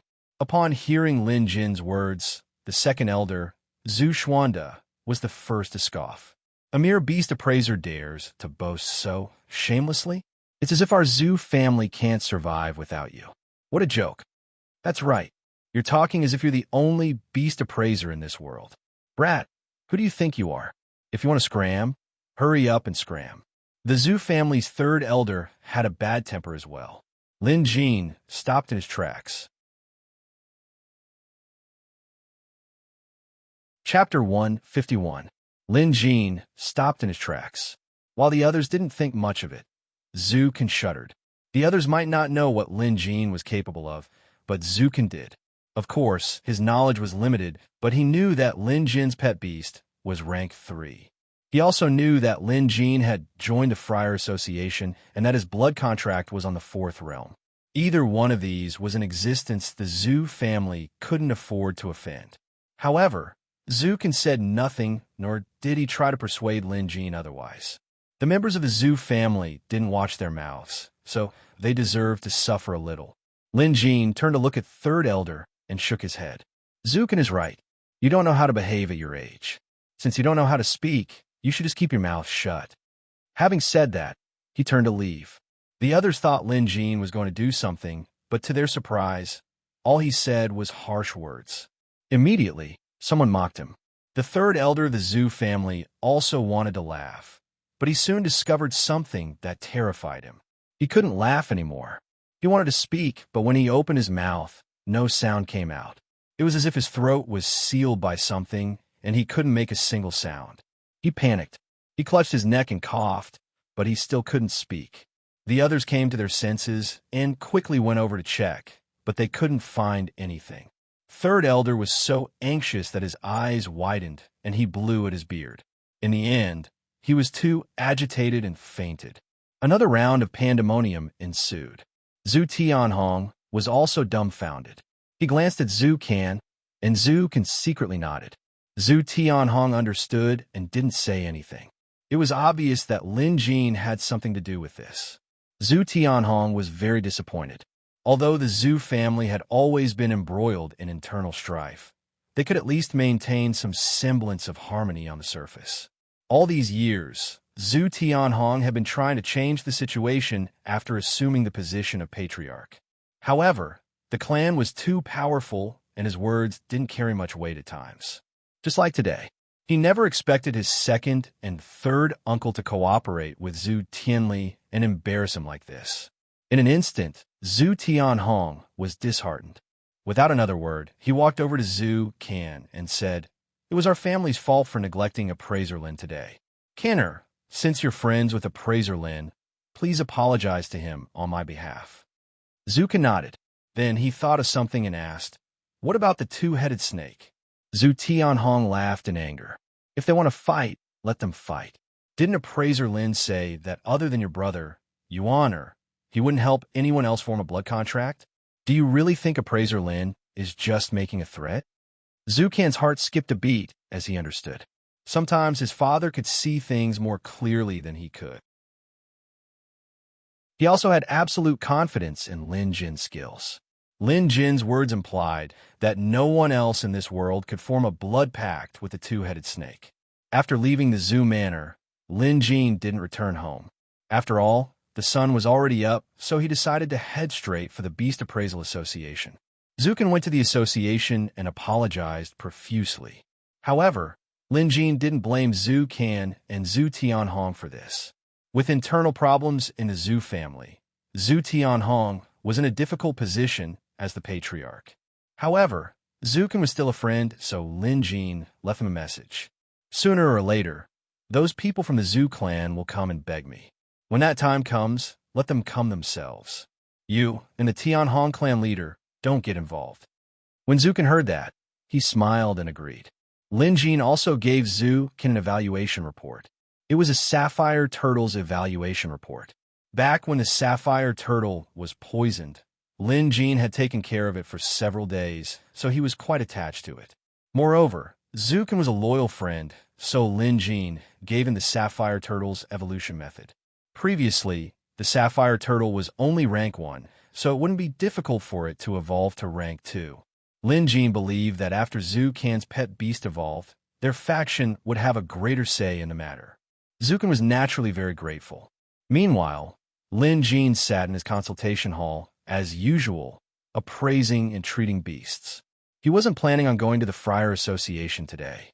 Or rather, he wouldn't go if there wasn't anything else, because he had already decided on the spells he would use in the upcoming Disciple Tournament. There were only 2. One was Fire Spirit Possession, and the other was Spell Negation. Lin Jin could learn and cultivate more spells, but it wasn't necessary. Quality was more important than quantity. These 2 spells were more than enough. Hence, other than appraising and treating beasts, Lin Jin spent the rest of his time immersed in these 2 spells, constantly deriving and improving them. In the afternoon, Jia Qian came by. She was here to return the evaluation report. Previously, she had borrowed the evaluation report of the injured deer from Lin Jin. She didn't sleep for the entire night as she studied it. However, she wasn't sleepy at all because she had learned a lot from Lin Jin's evaluation report. Similarly, it made her realize the gap between them. After the past few days, Jia Qian had thought things through. She had to bid farewell to that fake status and recognize herself. She was just an apprentice beast appraiser. She used to think highly of herself, thinking that Lin Jin wasn't as good as she was.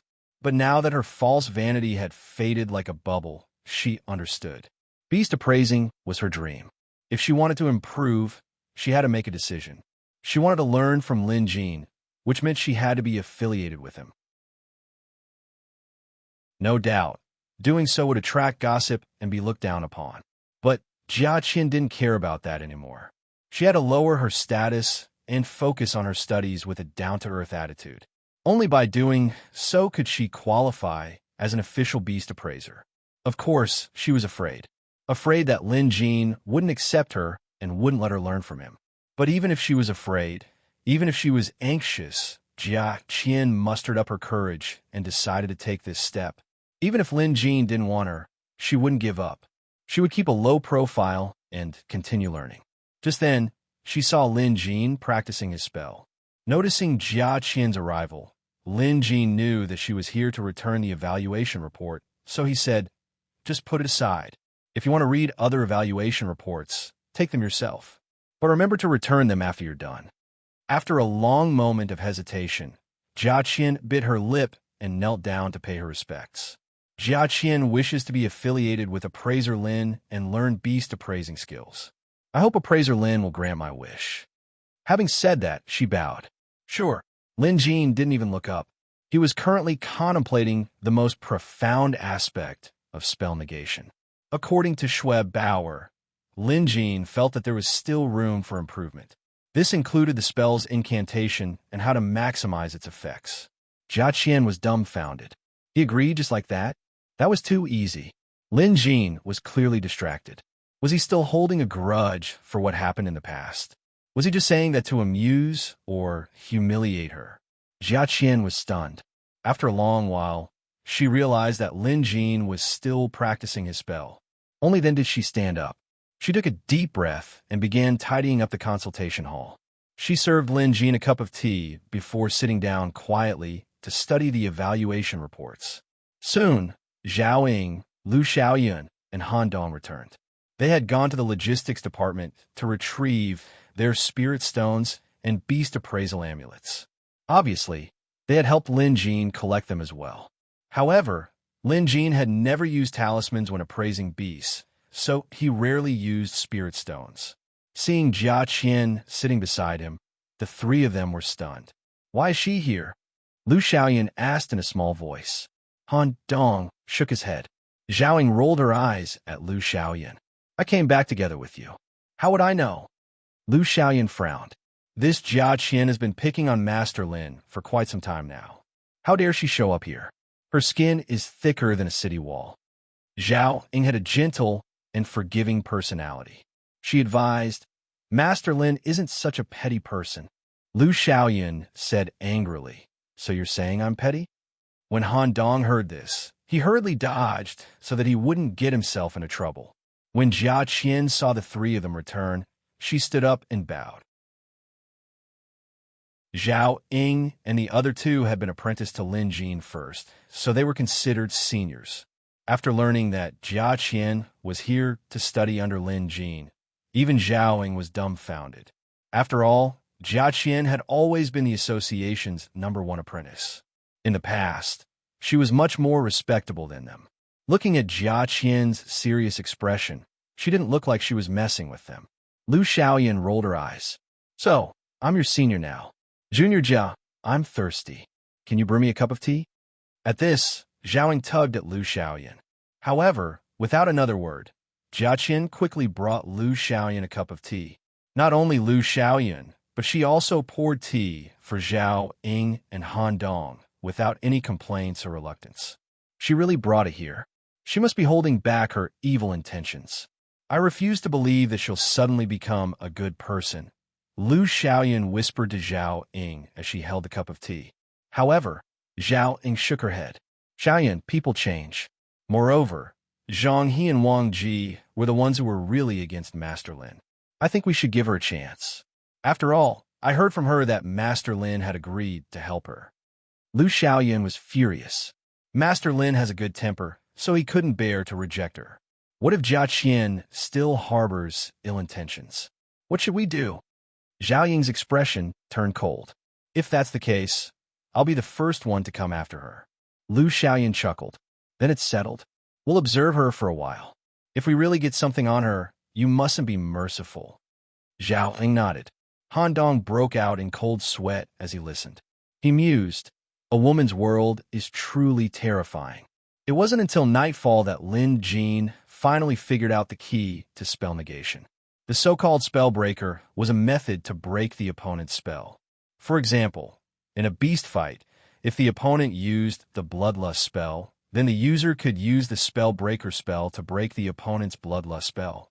The spell itself had no offensive capabilities. During the Disciple Tournament, because they couldn't use spirit stones to replenish their spirit chi, they had to be very careful when casting their spells. They had to use suitable spells in order to achieve twice the result with half the effort. Sometimes, the spell negation mantra could be very useful. For example, if a person expended more than 10 stones of spirit energy to cast a buff spell on their pet beast, the spell negation mantra would be able to destroy the spell.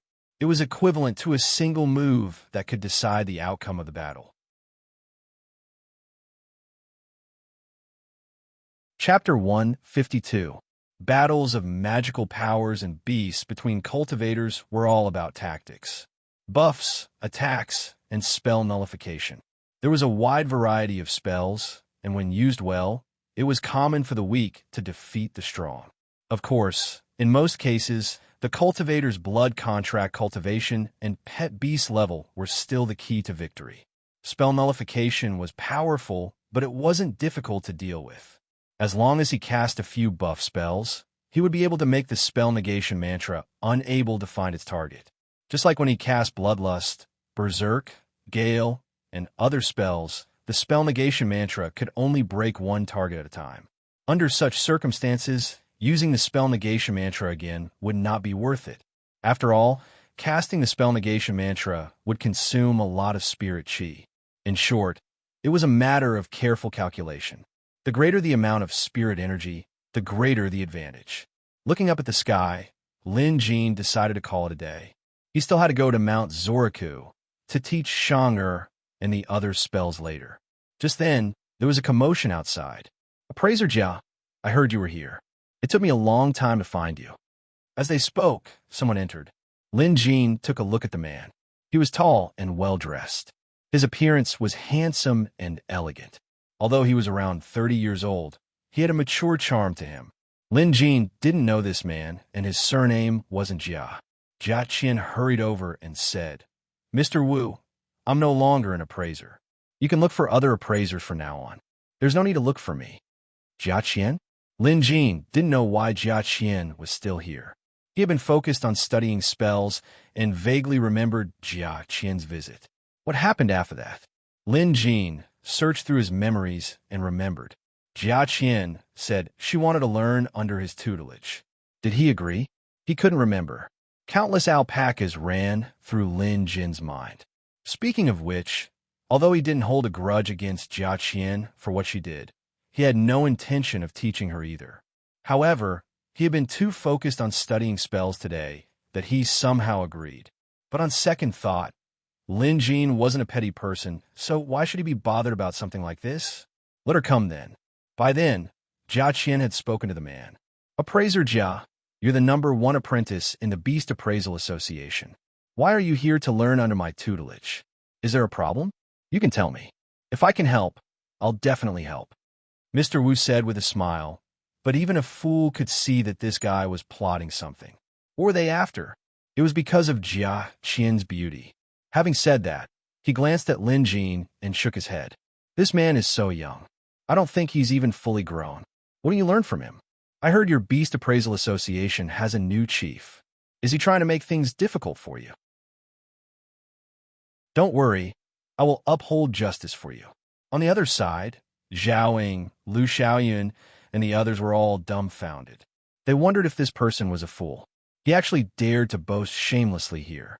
Lin Jin shook his head helplessly. If you want to pick up girls, then do it. Just show them what you're capable of. Why do you have to bite people like a mad dog? Those who rely on belittling others to elevate themselves have basically never succeeded. Jia Qian was also angry. Mr. Wu, please conduct yourself with dignity. If there's nothing else, please leave. Perhaps feeling embarrassed, the man's expression darkened. Jia Qian, I, Wu Qinwei, am helping you out of kindness. Why must you reject me? It's been so long, and you still haven't been able to pass the Beast Appraiser exam. It's about time you start planning for your future. I heard that Wang Ji has fallen, and you've lost your backer. That's why I'm here to help you. Don't be ungrateful. Oh, right. I'm here for a beast appraisal. I recently found a rare beast. Help me appraise it and form a blood contract with me.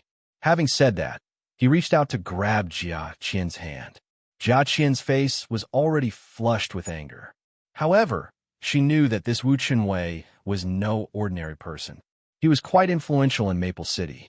In the past, she wouldn't have been afraid. But now, she truly had no backer. It was best not to provoke someone like this. If she did, it would only bring more trouble in the future. Suddenly, a hand reached out from the side and grabbed Wu Qinwei's wrist. Ouch! Let go! Wu Qinwei's expression immediately changed. When he looked again, he saw that it was Lu Xiaoyun who had grabbed him. She was a straightforward person who abhorred evil. This was how she was in the past, and it was even more so now. Although she didn't like Jia Qian, she couldn't stand watching Jia Qian being bullied here, so she stepped in. This isn't a place for you to behave atrociously. Scram. Lu Xiaoyun was very direct. She flung her hand away, and Wu Qinwei stumbled a few steps back, clutching his wrist. Lu Xiaoyun might be a skinny woman, but she was quite strong. She had been cultivating some body-strengthening martial arts and spells with Lu Yunhe since she was young. An average man wouldn't be able to defeat her. Wu Qinwei's face darkened. His elegant and refined demeanor from before was nowhere to be seen. Is this how the Beast Appraisal Association treats its guests? Wu Qinwei gritted his teeth. Get your chief here. I want to have a piece of my mind.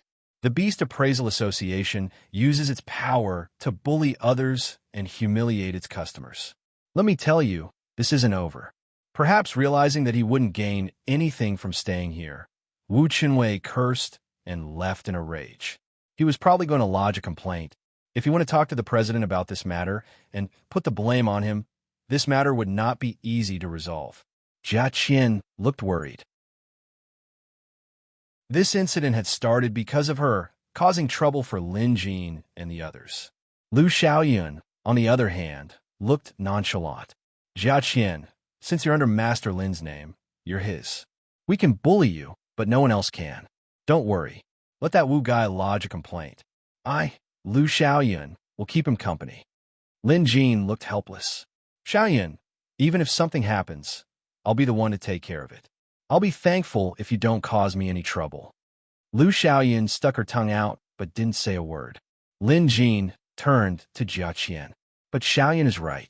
As long as you're under my name, you won't have to worry about anyone bullying you. If anything happens, I'll take care of it for you. It was a simple sentence, but it made Jia Qian's eyes redden, and her eyes became wet. From Jia Qian, Lin Jin and the others learned who Wu Qinwei was. He was the son-in-law of one of Maple City's top 3 families, the Shi family. Back in the day, the Shi family was undoubtedly Maple City's #1 family. Their influence was so great that even the Gao and Zhu families had to stay away from them, not daring to provoke them. The Shi family had been running a medicine hall for generations, but that wasn't their greatest achievement. What they excelled at was pelletization.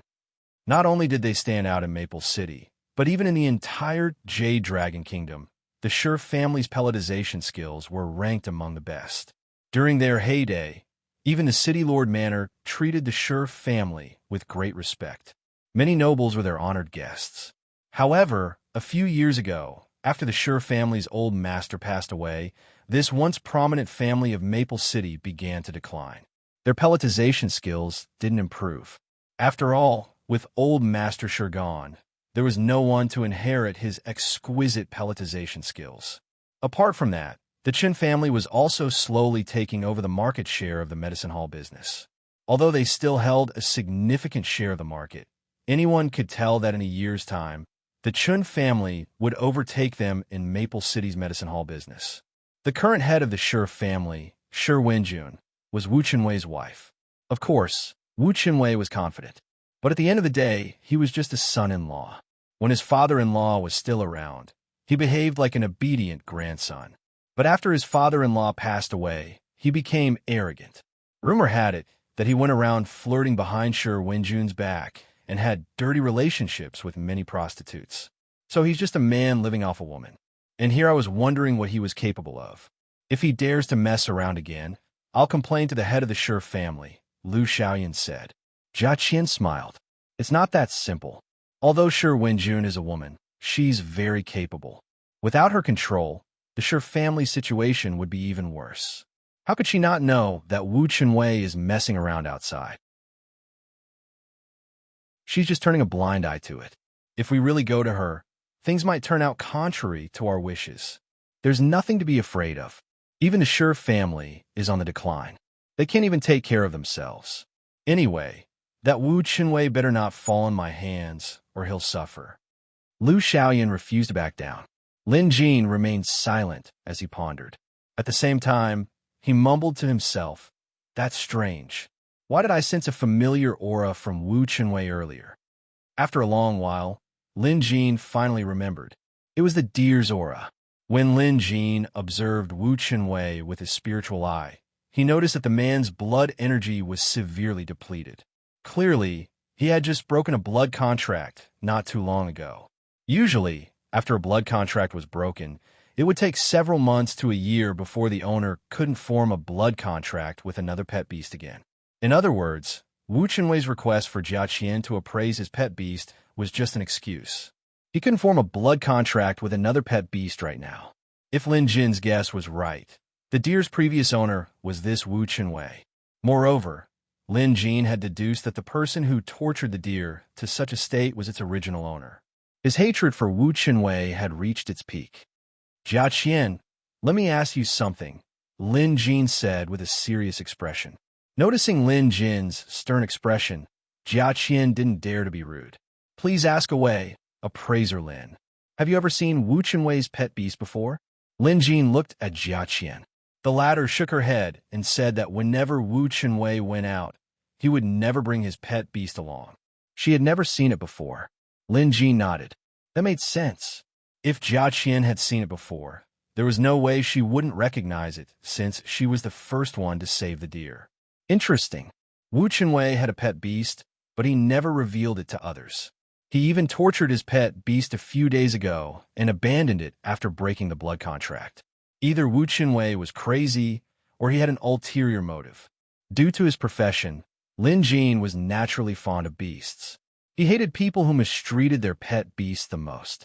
However, even if it was proven that Wu Chenwei was the one who hurt the deer, there was no way he could report it to the authorities.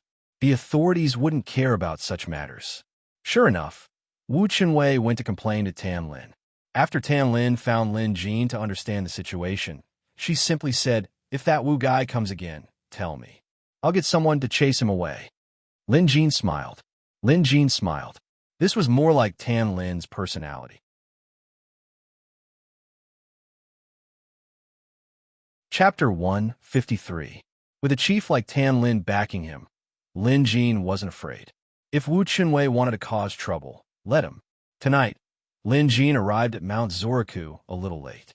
By the time he arrived at Shang'er and the others' accommodations, it was already late at night. But when he arrived, Lin Jin was startled by what he saw. The little foxes ran over happily and climbed onto Lin Jin's body to act coquettishly. Shang'er strode forward as well. None of this was a problem.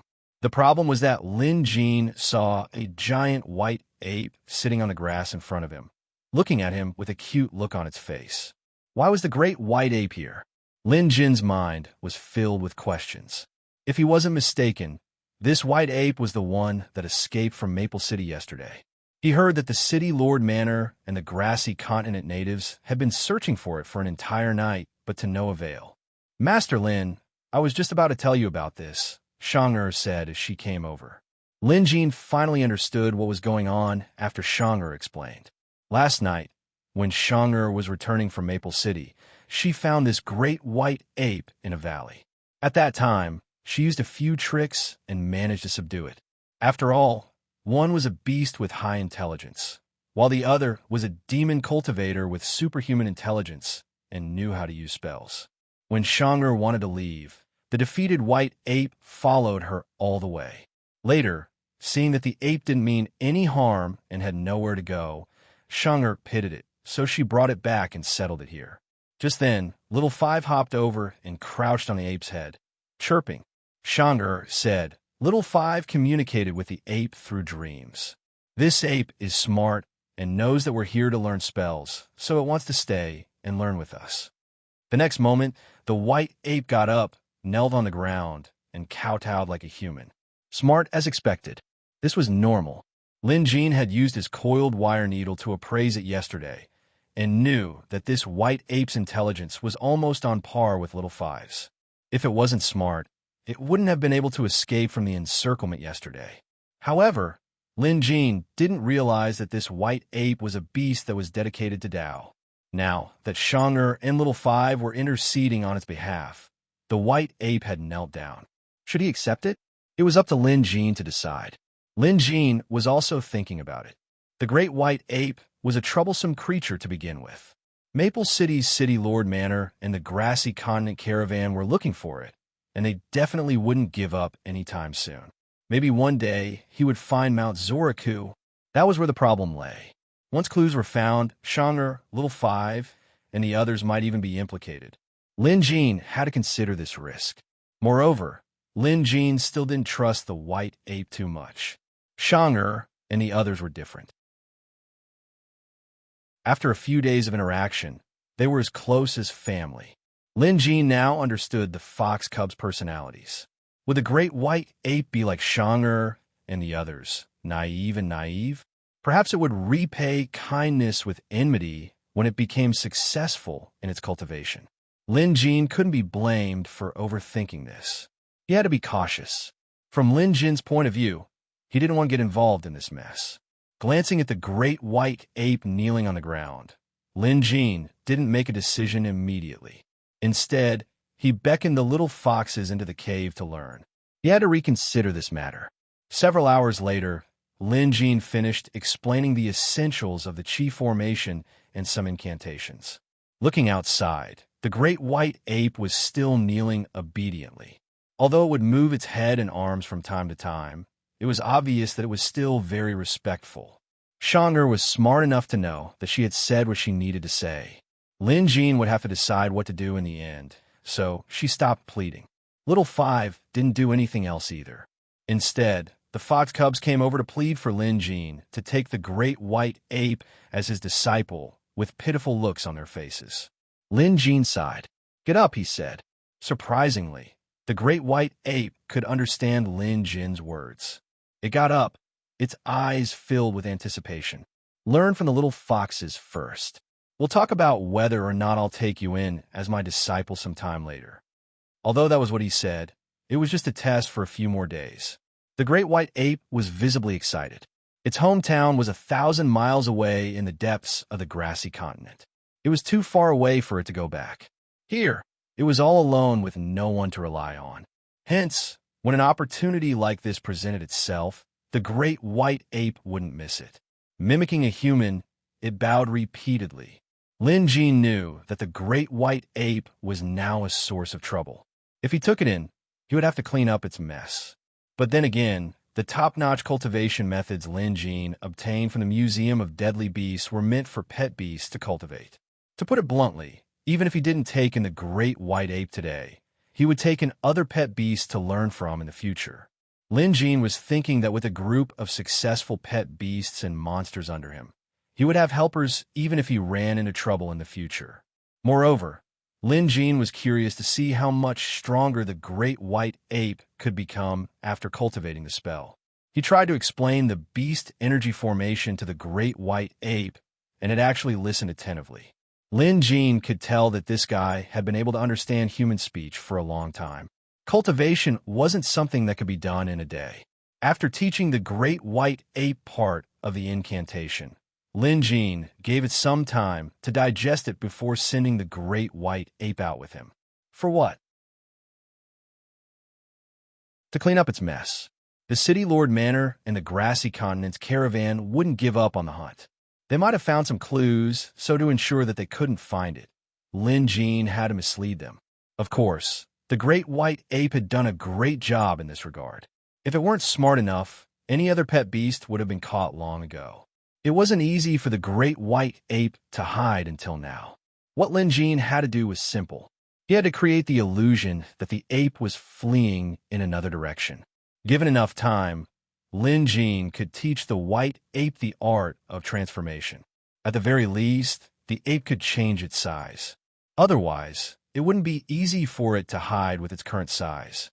Riding on the great white ape's neck, Lin Jin had it head in the opposite direction of Mount Zoraku.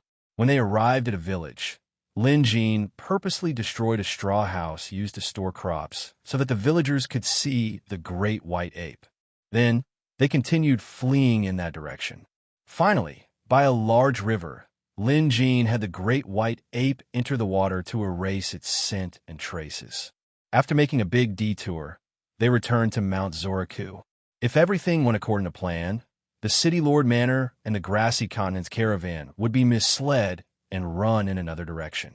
This way, Lin Jin could at least have a few days to teach the great white ape.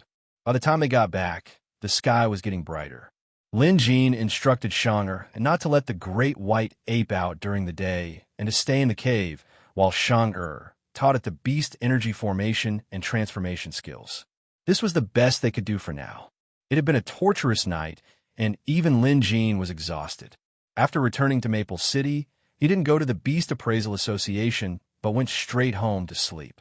Over at the association, Zhao Ying was quite skilled, and Jia Qian was experienced, so it shouldn't be a problem for her to treat and appraise beasts on his behalf. After taking a look around the beast pen, Lin Jin fell asleep on his bed. In the palace of a small country in Nanjiang Continent, Black Crow was sitting on the throne that belonged to the king in a carefree manner, enjoying the delicacies and drinking the aged wine. The royalty of this small country stood below him, trembling in fear. Countries were divided into 3 levels. Small countries were the lowest, with only rank 3 pet beasts. Intermediate countries had to have rank 4 pet beasts. As for premium countries, they had to have rank 5 pet beasts. There were countless small countries in this world. Just 1 city and 1 pond was enough to form a country. Take the small country Black Crow was currently in, for example. Black Crow couldn't even be bothered to remember the name of the country. There is only 1 city here with less than a few thousand citizens. With Black Crow's strength, he could single-handedly suppress an entire country. The king of the small country mustered up his courage and said, "Your Excellency, our country is too weak to gather the items that you want." Black Crow took a sip of this country's specialty wine. "Gather as much as you can, but you better not lie to me, or else you'll be the ruler of a country." The king shuddered in fear. He dared not voice his anger. Left with no choice, he could only gather the resources of this small country to gather all sorts of rare herbs for the other party. Half a day later, Black Crow left with the items and headed straight for another small country. After Black Crow left, the king of this small country was enraged, but there was nothing he could do. The other party's pet beast was too strong. Their country's guardian beast was severely injured in just 1 exchange. They had no choice but to concede defeat. "Your Majesty, it's not your fault that our country is weak. You mustn't blame yourself," a minister consoled the king. "It's a pity that the highest pet beast we can buy in this world is only rank 3. Otherwise, even if we were to gather the entire country's resources, we would have at least bought a rank 4 pet beast to bolster our nation's strength. We wouldn't have to suffer such humiliation." The king gritted his teeth. "Your Majesty, I have a plan to wipe away this humiliation." The minister said, "That black crow has committed all sorts of evil and has killed countless people. Who knows how many small countries have been massacred by him? He must have many enemies. Why don't we form an alliance and hire villainous experts to kill him?" The king's eyes lit up. This was a good idea. Their country was weak, so they couldn't exact revenge. But there was strength in numbers. By forming an alliance with a few smaller countries, they might be able to get their revenge. "All right, we'll do as you say. But this must not be leaked. We must be thorough." Eastern Continent's shallow water country. This was a small country, but among its peers, it was considered one of the strongest. There were more than a dozen rank 3 pet beasts in the country, and it had many cities. Recently, it had been trying to seek help from beast appraisers from other countries to find an evolution method for rank 4 pet beasts. Inside the palace, Shallow Water's king was entertaining a distinguished guest, a rank 3 beast appraiser from an intermediate country. He was here to learn about evolution methods. The rank 3 beast appraiser was extremely arrogant. He had reaped all the benefits, but still hadn't offered any guidance. This made Shallow Water's king anxious. Just then, there was a commotion outside. Battle cries could be heard, startling everyone in the hall. "What's going on?" The king was displeased. Immediately, a guard rushed forward to report that a woman had barged into the palace and was about to enter. "Ridiculous! How could a woman barge into my heavily guarded kingdom?" the king asked with a frown. The rank 3 beast appraiser smiled. "Looks like your Majesty is in some trouble. But don't worry. Since I'm here as a guest in Shallow Water Country, I'll help you solve any problems you encounter." Shallow Water's king was overjoyed to hear this. This rank 3 beast appraiser had a rank 3 pet beast with him. Moreover, it was a pet beast at the peak of rank 3. It was extremely powerful. Hence, everyone got up to push the door open to have a look. The rank 3 beast appraiser walked at the front with a swagger. But when he pushed the door open and saw a beautiful young woman carrying a swaddle, he felt like he was struck by lightning.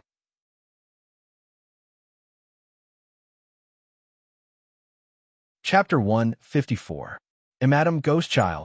The rank 3 beast appraiser was quite knowledgeable.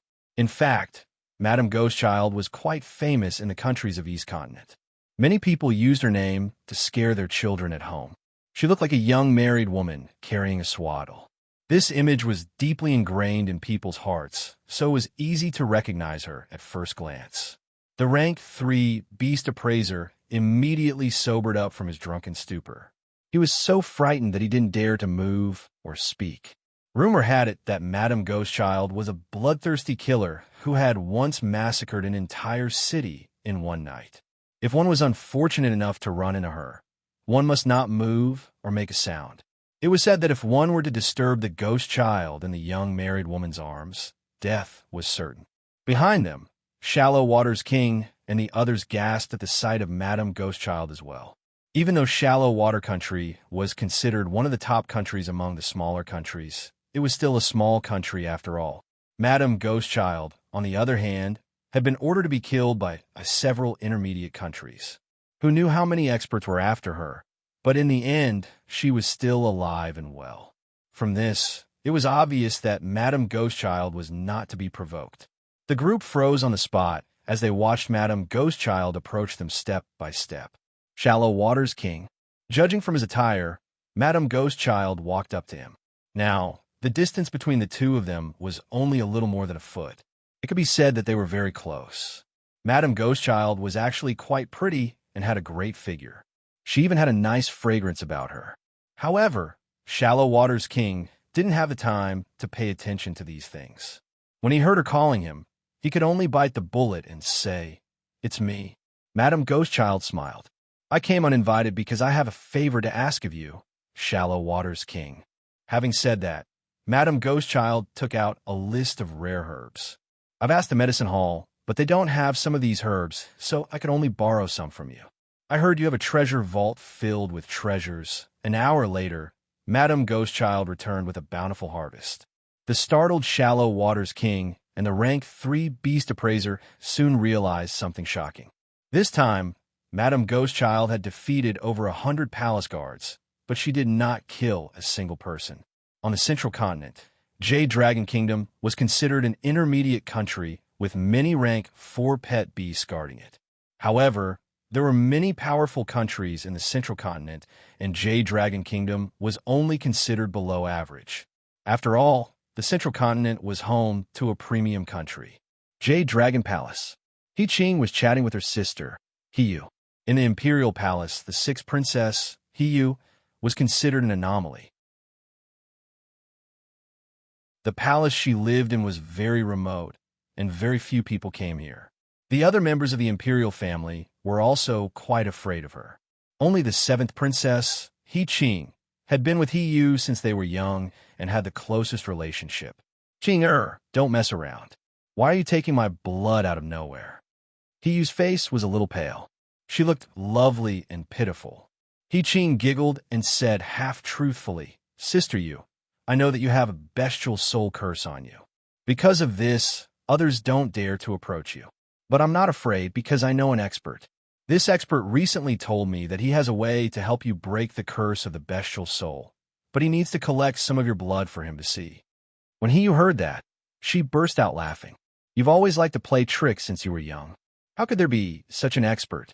Besides, the curse on my body is for the sake of the country. It's not like you don't know that it's impossible for anyone to break it, and it can't be broken. He Qing was immediately annoyed. That's all nonsense. Why should the fate of the country be tied to a girl like you? Why? Father, he doted on you the most when you were young. Forget it. Let's not talk about him. Sister Yu, I'm really not lying to you.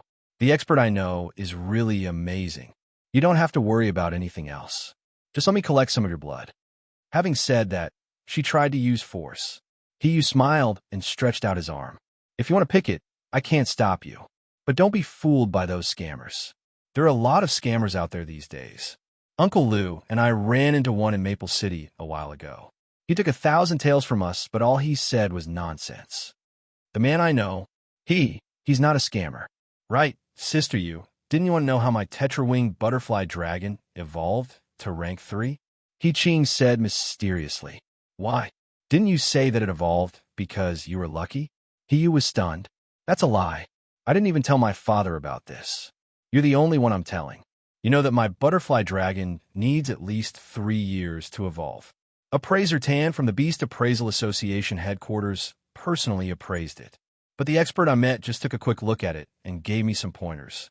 I followed his instructions, and it really evolved. Hiyu's curiosity was piqued at He Qing's words. Is he really that amazing? Then where did you meet that expert? I heard that you've never left the palace. Could he be someone from the palace? Hiyu was smart enough to get to the point immediately. This time, He Qing was in a difficult position to explain. She couldn't possibly say that the curator had used an almost impossible method to split open the void and let her into the visitation hall. Even if she did, Hiyu might not believe her. Anyway, Sister Yu, you have to believe me. That curator can really save you. I promise you. In a moment of desperation, He Qing let the cat out of the bag. By the time she realized it, it was already too late. Curator? You look doubtful. This curator is the expert you were talking about? Then why don't you bring me to meet him? I'll take a look for you. Clearly, Hiyu still didn't believe her. Fuming, He Qing didn't say a word. Instead, she swiftly extracted a few drops of Hiyu's blood and stored them in a special glass bottle. Inside this container, the blood wouldn't rot or dry. Hiyu caressed her sister's head. I know you're worried about me, but I'm fine now, aren't I? According to tradition, I can still live for a few more months. Moreover, Uncle Lou and I met a famous doctor in Maple City. His prescription was very effective. If it weren't for his prescription, I would have been bettered by now. I wouldn't be able to joke around with you. What famous doctor? He's definitely not as good as the curator. Anyway, Sister Yu, I won't let you die. I'll definitely break the bestial soul curse on you, He Qing said with determination. After He Qing left, Hiyu finally looked tired. She had been forcing herself to stay awake earlier, but she knew that her current state was already very impressive. After all, The previous cursed lady of Jade Dragon Kingdom was already bedridden at this stage, resembling a dried corpse. She was considered to be doing well now. Lubin entered. He was holding a bowl of medicine in his hand. Inside the bowl, there was a pill. It was a 9-water floating cloud pill. "Sixth Princess, how are you feeling?" Lubin asked. He stood up and forced a smile. "I feel much better after drinking the medicine that Uncle Lu asked for.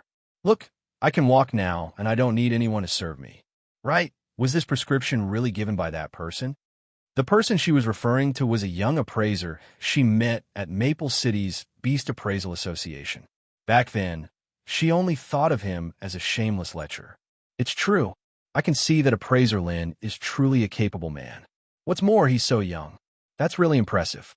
Lubin clearly had a high opinion of Appraiser Lin. After all, she owed him a favor. He recalled her experience at Maple City and said, "I couldn't tell that he was a genius either. I'm guessing that he must have been taught by a master." Lubin also deeply agreed with this. Otherwise, how could a young man like him know the prescription for the 9-water floating cloud pill? It's a pity that this 9-water floating cloud pill can only maintain the condition but not cure it completely, Lubin said. He smiled. How can it be cured completely? Do you think it's that easy to remove the 1,000-year curse of Jade Dragon Kingdom's royal family? Uncle Lu, I'm already very content. You and I both know how my aunt died in the past. A few months before she died, she was already bedridden and was tortured. Compared to her, I'm already considered lucky. Lubin was well aware of this. He sighed but couldn't say anything. Comfort? The sixth princess didn't need it. Despite her delicate and lovable appearance, she was actually a strong woman with strong willpower. Few men could defeat her. Also, we can't just take this priceless prescription for free. We should find an opportunity to help Appraiser Lin or send him some money, he said. Lubin seemed to have thought of something and said with an odd expression, "I don't think it's necessary to help him for now. I've looked into Appraiser Lin's background. He used to be miserable and was even targeted by his superior. I heard he was almost kicked out of the Beast Appraisal Association." What? He was enraged. "We can't just sit back and do nothing about this." Lubin quickly said, "Sixth Princess, there's no need to be so anxious. Back then, I wanted to help him, but I soon realized that Appraiser Lin is a remarkable man. With his own strength, he managed to reverse the situation. Not only did he pass the exam again, but he also became a rank 2 beast appraiser. As for the chief who framed him, he was kicked out of the association and stripped of his beast appraiser license." He was taken aback by what she heard. Although the rank 2 beast appraiser exam isn't particularly difficult, not everyone can pass it. But if it's Appraiser Lin, it's only normal. He quickly understood. If this man could tell that she was cursed with a bestial soul and could even give her a prescription like the 9-water floating cloud pill, how could he be an ordinary person? She was even more certain that Appraiser Lin was a disciple of a famous master. "Uncle Lu, can you invite Appraiser Lin to Jade Dragon City in the near future? I would like to thank him in person while I'm still alive," he suddenly said. There was a hint of reluctance and helplessness in her voice. Lubin nodded.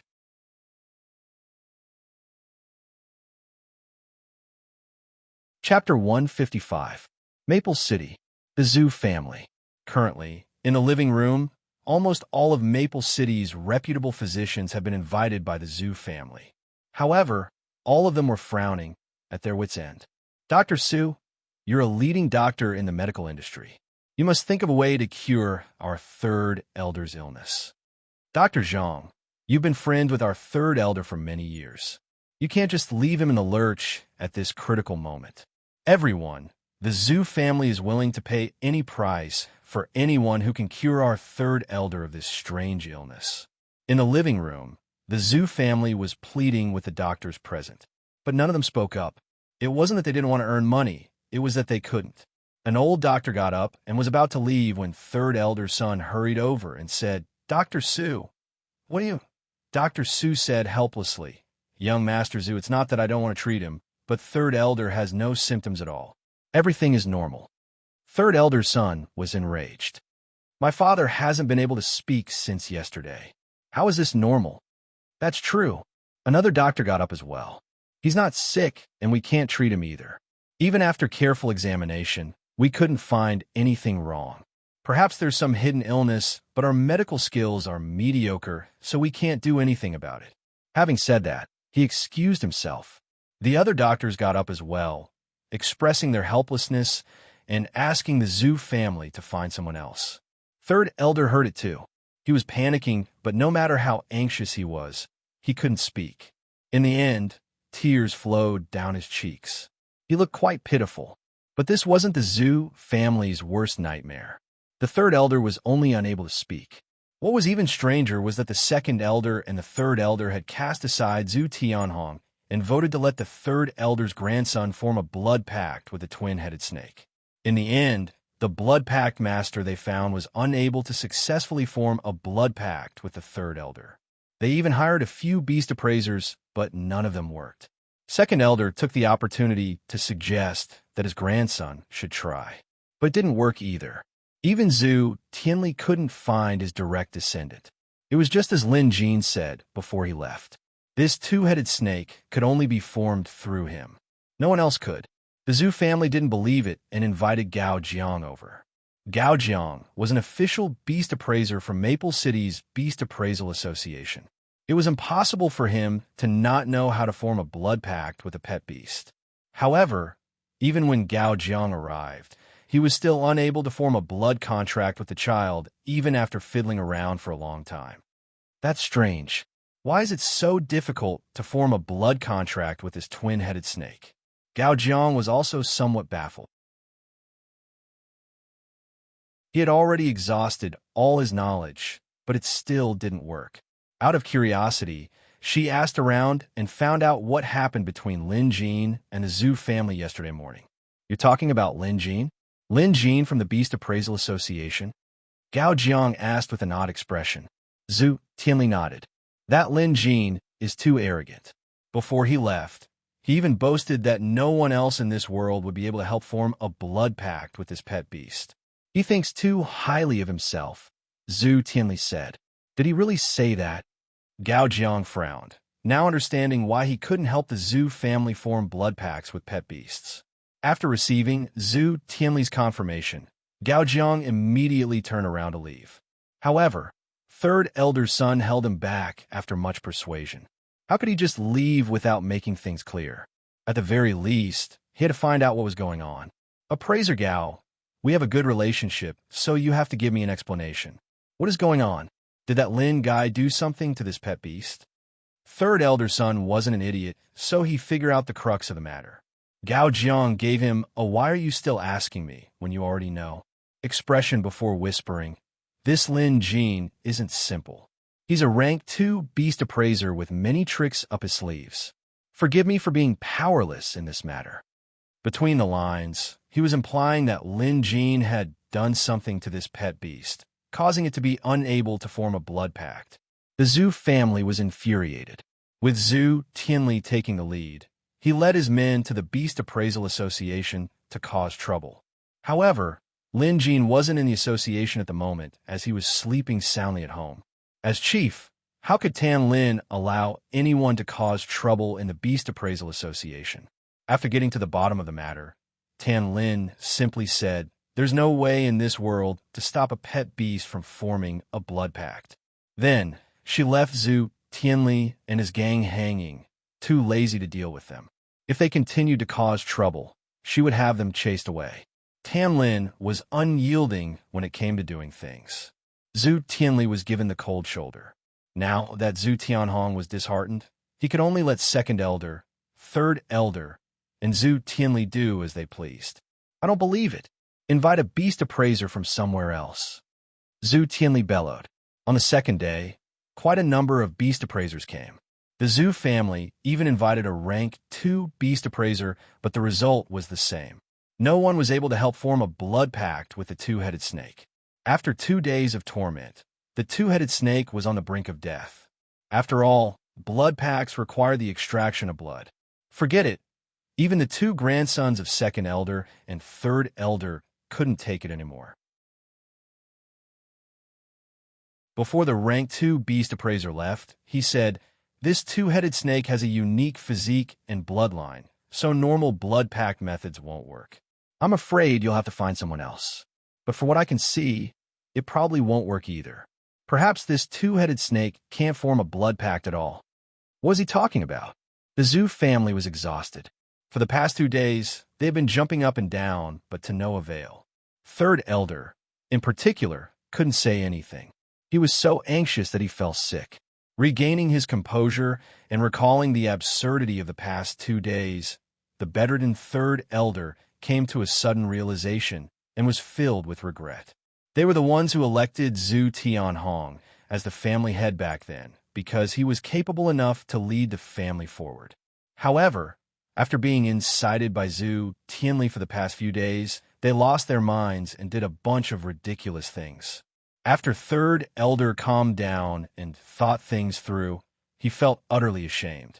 At first, he only wanted to fight for his grandson, but in the end, the Zhu family fell apart and became a joke to outsiders. Reflecting on his painful experience, Third Elder finally came to a realization despite his severe illness.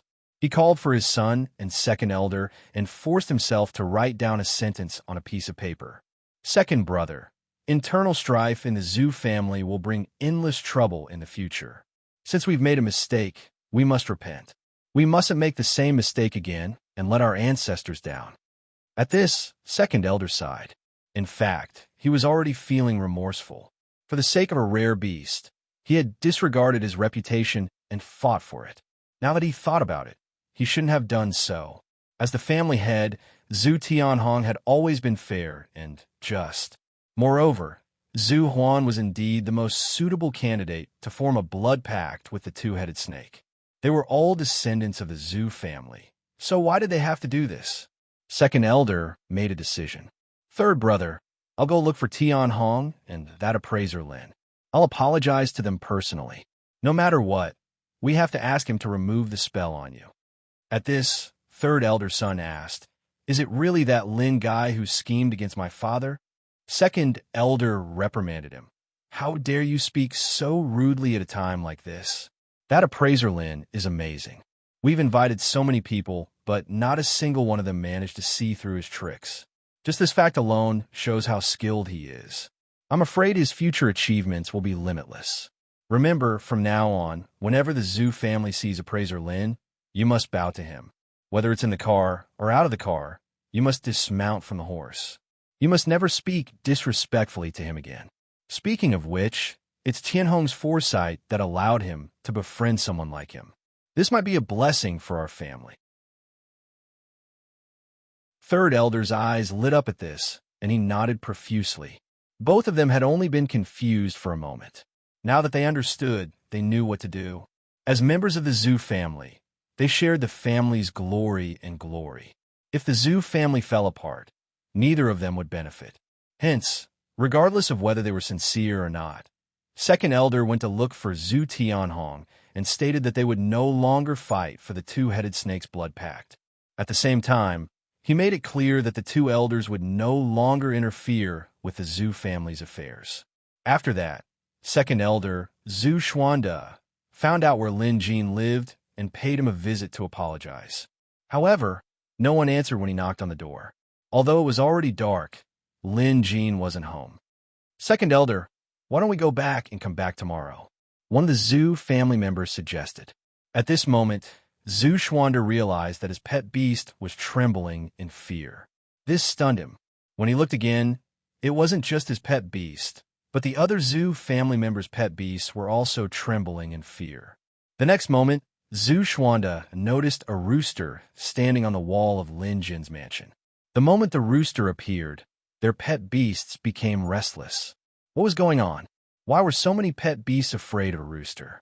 Zhu Xuanda felt like he was about to collapse. His own pet beast was a Great Plains wolf, a rank 2 pet beast that was the most ferocious. But now, it was cowering behind him, staring fearfully at the rooster on the wall. For a moment, the situation was extremely awkward. Second Elder, the person next to him called out. Zhu Xuanda reached out to stop him. 2 days ago, we spoke disrespectfully to appraiser Lin, so let's wait here for his return. Even if he only returns in the middle of the night, we'll wait for him.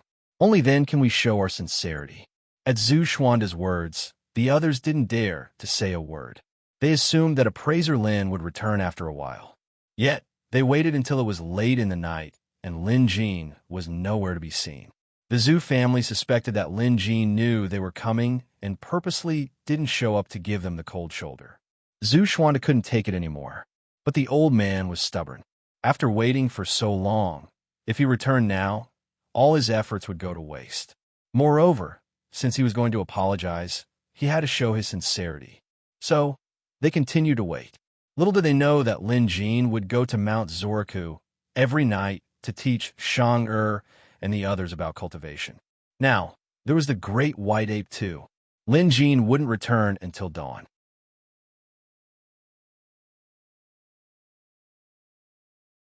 Chapter 156. Meanwhile, Lin Jin was instructing the fox cubs and the great white ape in their cultivation. Although Lin Jin couldn't cultivate the monster cultivation method himself, the Museum of Deadly Beasts had a near-perfect explanation. Hence, even if he didn't know anything, he could still teach them. Several of the little foxes had made progress, including the previously injured little nine. These little foxes had completely mastered the first part of the ferocious beast energy refining art. What surprised everyone was the great white ape. Compared to the fox cubs, the great white ape was a faster learner. In just 2 days, he had finished cultivating the first part of the beast energy formation. Now, the great white ape was no longer a pet beast, but a monster. A rank 3 monster. Lin Jin didn't continue teaching him the energy formation. Instead, like the fox cubs, Lin Jin taught them how to read, learn etiquette, and teach them morals. This was an essential part of Lin Jin's education. If he only taught them cultivation, beasts would still be beasts, and monsters would still be monsters. Hence, for the past few days, Lin Jin would bring several books that had nothing to do with cultivation to teach the monsters how to read. Among them, Shang'er was obviously the smartest. She had no problem learning how to read and write. Aside from cultivation, she would spend all day reading the novels Lin Jin brought her, engrossed in them. With Shang'er taking the lead, the fox cubs and the great white ape followed suit. They weren't as literate as Shang'er, so they would sometimes pester her to read them. Before Lin Jin left, he wrote down the transformation technique in a booklet and handed it to Shang'er, so she could teach the great white ape. To the great white ape, transformation was the first skill he had to master. Only by mastering the technique could he change his size so that he wouldn't be so obvious. Moreover, transformation didn't only allow him to change his size, but also his appearance. At the initial stage of this technique, he could change his size and appearance. If he continued cultivating it, he would be able to cultivate the transfiguration technique. When that happened, he would be able to take on a human form, just like Shang'er. However, this wasn't something that could be accomplished in a short period of time. Even Little Five, who had been cultivating transformation for many days, was only at the beginner level. Transfiguration was still a long way off. Transformation could be cultivated after cultivating the first part of the beast energy formation. Along the way, Lin Jin wondered if he could let Xiao Hua cultivate as well. However, he knew that was impossible. Demonic beasts could cultivate ferocious beast cultivation techniques, but ferocious beasts could not cultivate ferocious beast cultivation techniques. It was just like how the blood pact technique could be used on ferocious beasts, but not on demonic beasts. The difference between the two was like heaven and earth. By the time Lin Jin returned to Maple City, it was already past midnight. To his surprise, there were a few people standing in front of his house. Upon closer inspection, it was the Zhu family's second elder, Zhu Xuanda. Zhu Xuanda was an old man. After waiting in the night wind for almost an entire night, his face was ghastly pale, and he was on the verge of collapsing. However, the old man was extremely stubborn. No matter how the others tried to dissuade him, he wouldn't budge. He was adamant on waiting for Lin Jin's return. Upon seeing Zhu Xuanda, Lin Jin knew what he was up to. One was that the third elder of the Zhu family was unable to speak, and the other was the blood pact with the two-headed snake. These two incidents were indeed Lin Jin's doing. When the third elder was being rude, Lin Jin used the coiled wire needle to silently seal an acupoint on his throat. With that, the third elder couldn't make a sound. However, this wasn't an illness, and most people wouldn't be able to see through the intricacies of the coiled wire needle. Hence, they couldn't cure him. To put it bluntly, unless there was a second person who knew the pulse-seeking technique and the coiled wire needle, Lin Jin was the only one who could cure the third elder. As for the two-headed snake, it was the same. Lin Jin used acupuncture to stimulate an acupoint on the two-headed snake so that no one could form a blood pact with it. Hence, Lin Jin predicted that the Zhu family would come begging for his help sooner or later. However, he didn't expect them to come so soon. He thought they could hold on for a few more days. Upon seeing Lin Jin return, Zhu Xuanda immediately rushed over in excitement. However, his legs were numb and he couldn't even walk properly. "Appraiser Lin, we were in the wrong. Please have mercy on us." Zhu Xuanda went over and saluted.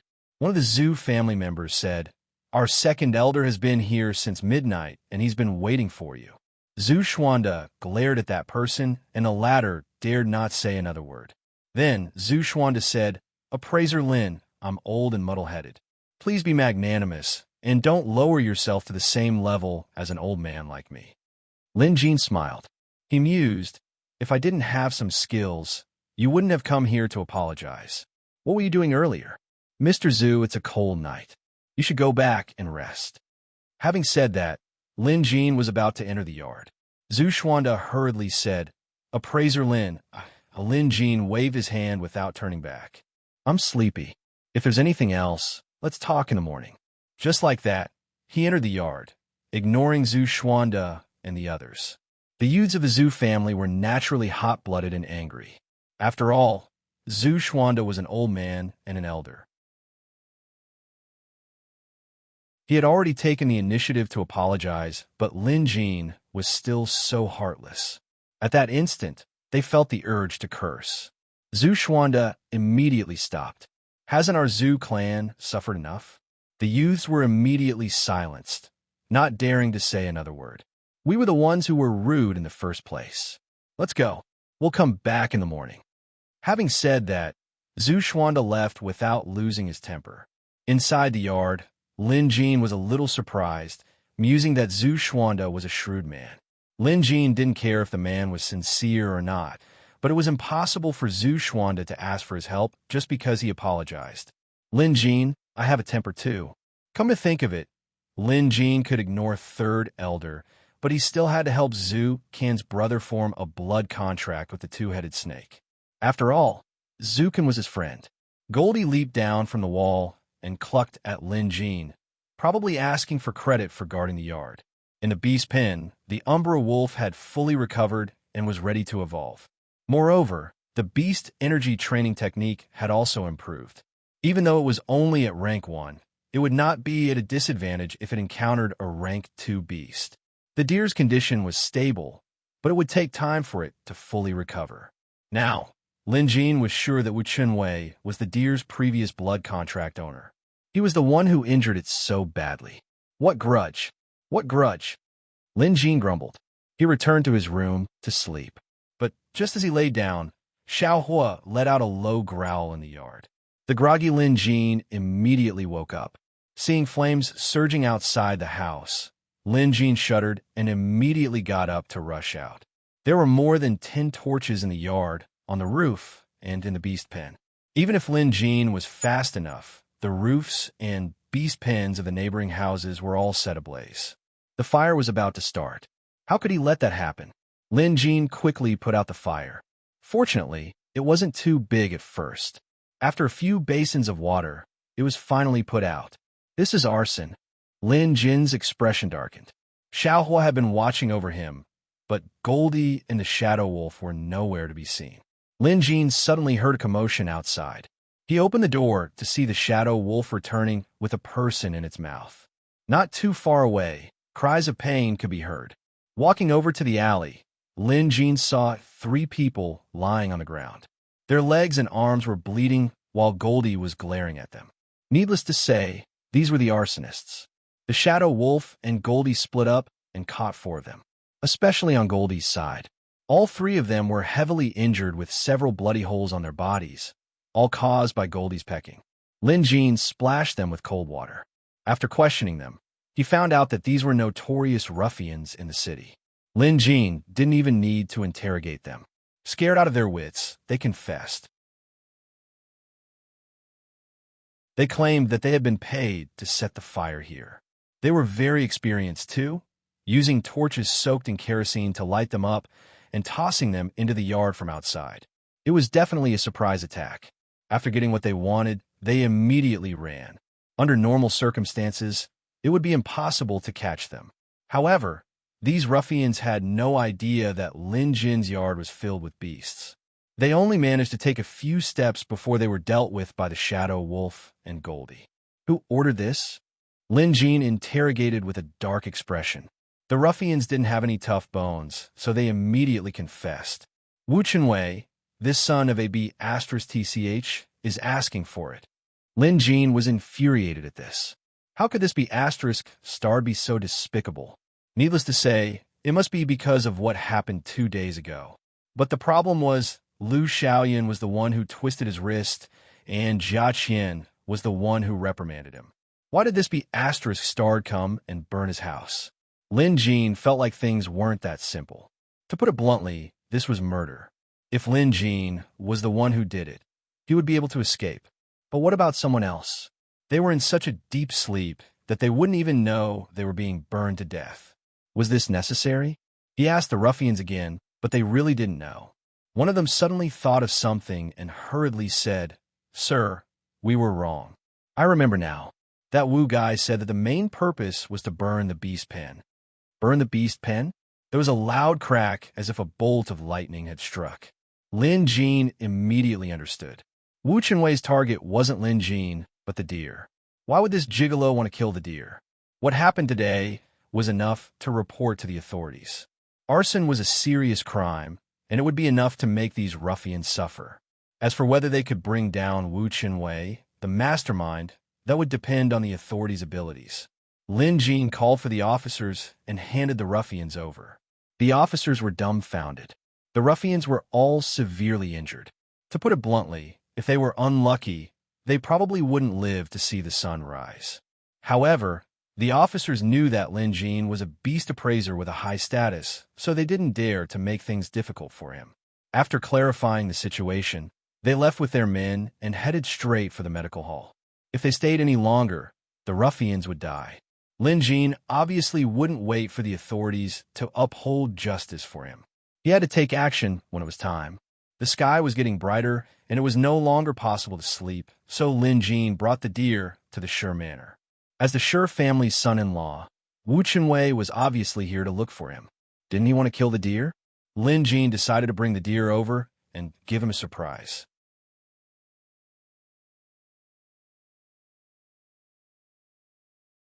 Chapter 157. The Shi family was no longer what it used to be, but the massive mansion still showed how grand it was during its heyday. Wide gates and a huge courtyard. There were 4 pillars and 3 gates in front of the mansion. It was early in the morning. A few of the Shi family's servants were sweeping in front of the mansion when Lin Jin arrived with the deer and Xiaohua. "Young master, who are you looking for?" One of the servants asked when he saw Lin Jin. Lin Jin smiled and said, "I'm looking for Wu Chenwei." "Oh, so you're looking for our young master. May I know your name so that we can report your arrival?" The Shi family's servant was well-mannered. After Lin Jin gave his name, the servant went to report his arrival. Lin Jin said he was looking for Wu Chenwei on purpose. He wanted to let the man know that he was here and see how Wu Chenwei would react. Moments later, footsteps could be heard. Then, more than 10 servants rushed out with batons in their hands.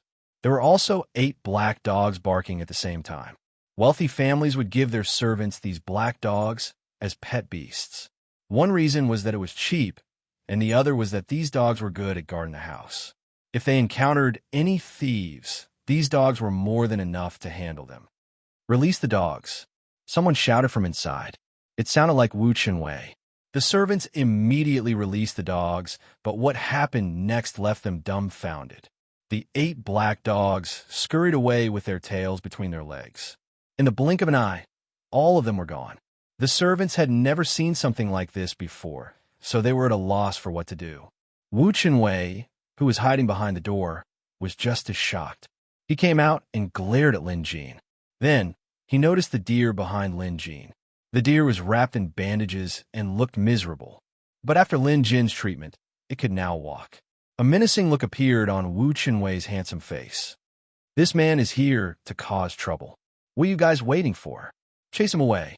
As soon as the order was given, a dozen or so servants stepped forward. Lin Jin suddenly said, "I've handed those ruffians over to the authorities. I'm guessing they've sold you out by now. Ordering people to commit arson and murder is a serious crime." Wu Chenwei's expression changed, but he forced himself to remain calm. "I don't even know what you're talking about. This is the Sure family, not a place where you can behave atrociously." Scram! Lin Jin couldn't be bothered with this man. He wasn't even afraid of beasts, much less a dozen servants. Patting the deer, Lin Jin asked, "Do you still recognize this person?" When the deer saw Wu Chenwei, it let out a whimper. There was a hint of sorrow in its voice. Isn't this the young master's pet beast? How did you get hurt like this? That's not right. Didn't the young master say that the deer died in the mouths of wild beasts? Why is it still alive?" The servants of the Sure family discussed among themselves. At this moment, Wu Chenwei's expression was extremely ugly.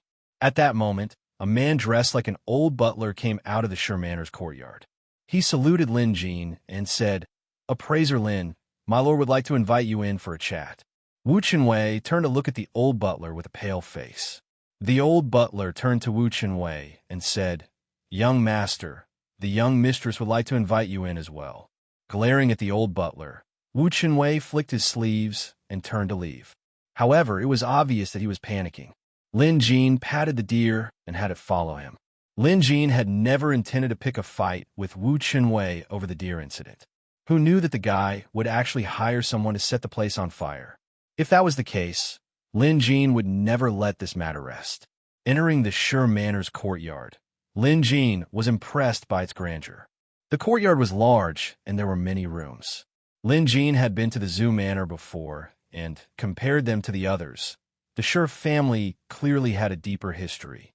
At the entrance of the main hall stood a woman. She was about the same age as Wu Chenwei, but she had a dignified demeanor. She was beautiful and could be described as cold and elegant. Needless to say, this woman was the Sure family's current patriarch, Sure Wenjun. Wu Chenwei stood at the bottom of the stairs with his head lowered, saying nothing. In terms of aura, he was already a notch weaker. As a live-in son-in-law, the woman was stronger while the man was weaker. Perhaps Wu Chenwei had been repressed at home for too long, and that was why he was so perverted. Lin Jin was just making random guesses. As expected of the patriarch of the family, Sure Wenjun took the initiative to walk down the stairs at the sight of Lin Jin. "I've long heard that the Beast Appraisal Association is full of talents, and that Appraiser Lin is one of the best. I've been looking for a chance to get to know you, and today, my wish has finally come true." Sure Wenjun smiled. Her tone was just right. It didn't sound weak, but it wasn't as resonant and deep as a man's. Moreover, her words were appropriate and left a good impression. However, Lin Jin had never been one to play by the rules. Since he was here to pick a fight with Wu Chenwei, he was probably going to antagonize the Sure family. Since that was the case, why should he put on an act? And so, Lin Jin said, "Patriarch Sure, I'm here to lodge a complaint." Simple and straightforward. Sure Wenjun's expression remained unchanged as she waved at the servants. "You may leave." It was obvious that Sure Wenjun had the final say in the Sure family. At her command, the servants hurried away, leaving only Sure Wenjun, Wu Chenwei, and Lin Jin in the yard. Wu Chenwei wanted to leave too, but Sure Wenjun stopped him. "Darling, this is related to you. You can't just run away." Wu Chenwei gritted his teeth and stood still. "Appraiser Lin, if you have anything to say, let's talk inside." Having said that, Sure Wenjun gestured for him to enter. In the living room, Lin Jin pointed at Wu Chenwei and said, This husband of yours instigated those ruffians to start a fire in the middle of the night. If I hadn't discovered it in time, not only would I have lost my house, my life would have been in danger." Hearing this, Shi Wenjun's expression also changed. She looked at Wu Qinwei, who seemed to want to explain himself. However, he knew that if those ruffians were caught, they would definitely sell him out. He knew that denying it was useless. So, he decided to keep quiet. Moreover, Wu Qinwei looked like he was in a daze. "Darling, is what appraiser Lin said true?" Shi Wenjun asked. Flustered, Wu Qinwei could only nod impatiently. Shi Wenjun's expression darkened. "Darling, a human life is at stake. How could you be so reckless? Fortunately, appraiser Lin is safe and sound. Otherwise, you would be committing murder." Although it was a reprimand, it was obvious that she was biased. At Shi Wenjun's outburst, Wu Qinwei cowered and kept quiet with a dark expression. Clearly, Shi Wenjun was in charge of all matters in the family. Lin Jin also noticed something interesting. Since the beginning, Shi Wenjun had been the one speaking while Wu Qinwei had remained silent. "Appraiser Lin, this is my husband's fault. I apologize to you on his behalf. I'm willing to pay 10 times the damage to the house. This isn't to absolve him of his crime. I'll personally send him to the authorities later to explain the situation. If he should be imprisoned, so be it. If he should be punished, so be it. The Shi family will never be biased." Lin Jin couldn't find any fault with Shi Wenjun's words. This woman was impressive. It was no wonder she could support the entire Shi family. She was smart and domineering. Logically speaking, Lin Jin wasn't in a position to say anything in this situation. Apologize, compensate, and admit guilt. What else could he ask for? He had come here aggressively to denounce Shi Wenjun, but it felt like he had punched thin air. His goal was achieved, but it still wasn't enough to vent his anger. Lin Jin decided to take his leave. With his goal achieved, there was no need for him to stay any longer. Lin Jin got up and headed outside. Shi Wenjun came out to send him off. Only then did she notice the deer waiting outside. She was stunned. She hadn't noticed it before. After taking a closer look, Shi Wenjun's expression immediately changed. "Appraiser Lin, please wait." Shi Wenjun's voice was no longer as calm and collected as before. Lin Jin turned to glance at the stern and capable female lord and saw her hurrying over. Behind him, Wu Qinwei's face was ashen at the sight of this. Shi Wenjun's eyes were trained on the deer. Once she got closer, she sized it up. Finally, she called out tentatively, "Do?" The deer immediately went over and rubbed its head against Shi Wenjun's hand. In an instant, Shi Wenjun's tears began streaming down her face. "Duo, didn't you die from a wild beast attack? You didn't die?" As smart as Shi Wenjun was, she immediately figured out what was going on. She turned to Wu Qinwei, but the latter averted her gaze, afraid to meet her eyes. Lin Jin was close enough to see Shi Wenjun's fingers trembling. The deer and Shi Wenjun must have some sort of relationship, or else this woman wouldn't be so agitated. Moreover, Wu Qinwei had tortured the deer to death, thinking it would surely die. Hence, he must have come up with a lie to deceive Shi Wenjun. Otherwise, why would she react this way? Caressing the numerous wounds on the deer's body and the spot where its antlers were severed, Shi Wenjun's expression changed several times before she suddenly said, "I thought it was odd. Darling, although you've always been domineering and arrogant, you wouldn't be so bold as to harm someone's life. Now I understand. You sent people to set the fire, so you could burn Duo to death, am I right?" Wu Qinwei remained silent, refusing to meet Shi Wenjun's gaze. Then, Shi Wenjun bowed at Lin Jin. "Appraiser Lin, can you tell me how you saved Duo?" By Duo, she meant the deer. There was nothing to hide, so Lin Jin recounted how the deer was discovered 2 days ago, brought to the Beast Appraisal Association, and how it was treated. Shi Wenjun took a deep breath and bowed again. If it weren't for Appraiser Lin's extraordinary medical skills, Duo might not have survived this ordeal. I've lost my composure earlier, and I hope Appraiser Lin won't laugh at me. It's only because I've raised Duo since young that I couldn't control my emotions. Lin Jin was enlightened. Having said that, Shi Wenjun added, "Appraiser Lin, please step back. I need to settle some family matters." Even now, Shi Wenjun remained courteous, unwilling to let outsiders know about the conflict within the Shi family. As a prominent family, they couldn't afford to lose face. Family matters had to be handled behind closed doors. Unbeknownst to her, Wu Chenwei's patience had reached its limit. Suddenly, he sneered.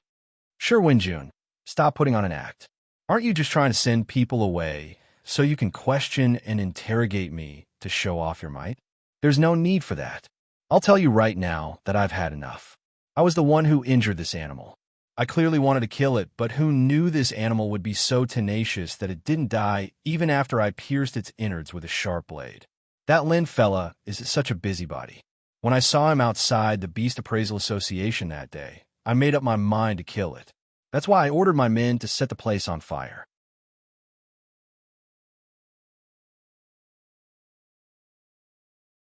Chapter 158. Why? Shi Wenjun asked. She was obviously angry, surprised, and confused. Wu Chenwei scoffed. "Why? Don't you know? Shi Wenjun, the Shi family is rich and powerful. You forced my parents to marry me into your family. Don't tell me you don't know." Wu Chenwei was going all out. He raised his voice. "The Shi family has always treated you well." Shi Wenjun's face was pained. "Your parents agreed to what happened back then." "Shut up." Wu Chenwei was like a dog whose tail had been stepped on. He yelled, "Don't you dare mention my parents. All these years, I'm married into the Shi family. Do you think I'm human? Even when I went back to visit my parents, I had to ask for your permission. Because of this, my parents couldn't hold their heads up high at home. They were ridiculed. As their son, I couldn't bear the guilt. Before they died, outsiders said that they didn't have a son. But they did, and that's me." Wu Chenwei looked like he had gone mad. His eyes were wide, open like a patient. "The Shi family has tried our best to help my parents, but they're old and weak. Death is inevitable. It's not something a human can resist." Shi Wenjun sighed. Wu Chenwei had calmed down a little, but he was still agitated. "Shi Wenjun, when have you ever thought about how I feel? When I'm outside, everyone says that I'm the Shi family's son-in-law and that I'm living off a woman. Even some of the servants in the manor don't take me seriously. I'm just like a dog raised by the Shi family. I've only survived until now because of the Shi family's charity. I can see this in your eyes. That's why I hate you. I hate the Shi family." At this time, Wu Chenwei said, as if venting his anger, "And this stupid deer that you forced me to form a blood contract with, I've long disliked it, so I found an opportunity to take it out into the wild and stab it with a knife and chop it with an axe. At that moment, Wu Chenwei, felt that I was a man who didn't need to listen to a woman like you yelling and ordering me around all day long. Also, I felt like I was taking revenge on you." Shi Wenjun's expression was ugly. She took a few steps forward and gave Wu Chenwei a tight slap. "Huh!" It was very loud. Wu Chenwei did not dodge. However, his expression became even more ferocious and perverted. Seeing his current state, forget Shi Wenjun. Even Lin Jin was tempted to give him a tight slap. It was too infuriating. "Shi Wenjun, you hit me? Fine. Beat me to death if you have the guts. In any case, you don't see me as a human. Oh right, that father of yours is also a good-for-nothing. Back then, I humbly asked him for advice on alchemy, and guess what that old thing said? He told me that my surname was Wu, not Shi, and that I wasn't worthy to learn it. From that moment on, I knew that the Shi family didn't take me seriously at all.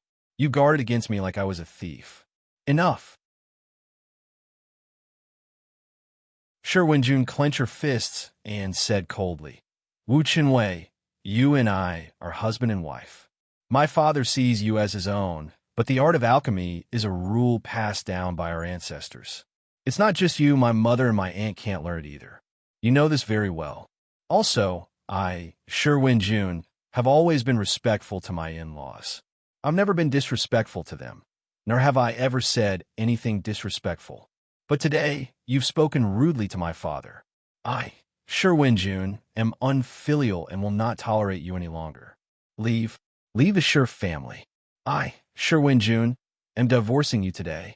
If you're not willing to be the Shi family's son-in-law, then don't be." Wu Chenwei sneered and left at once.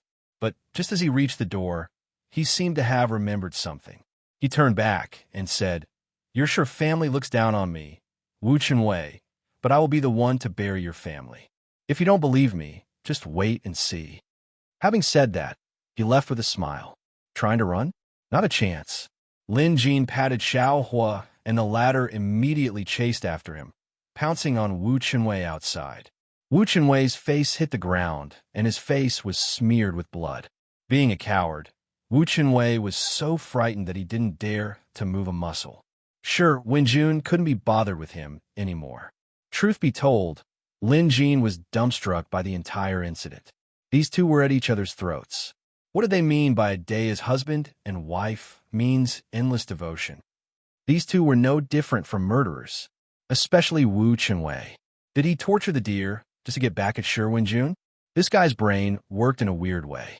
If he wasn't satisfied with being a live-in son-in-law and felt that Shi Wenjun was too forceful, he could have divorced her or left.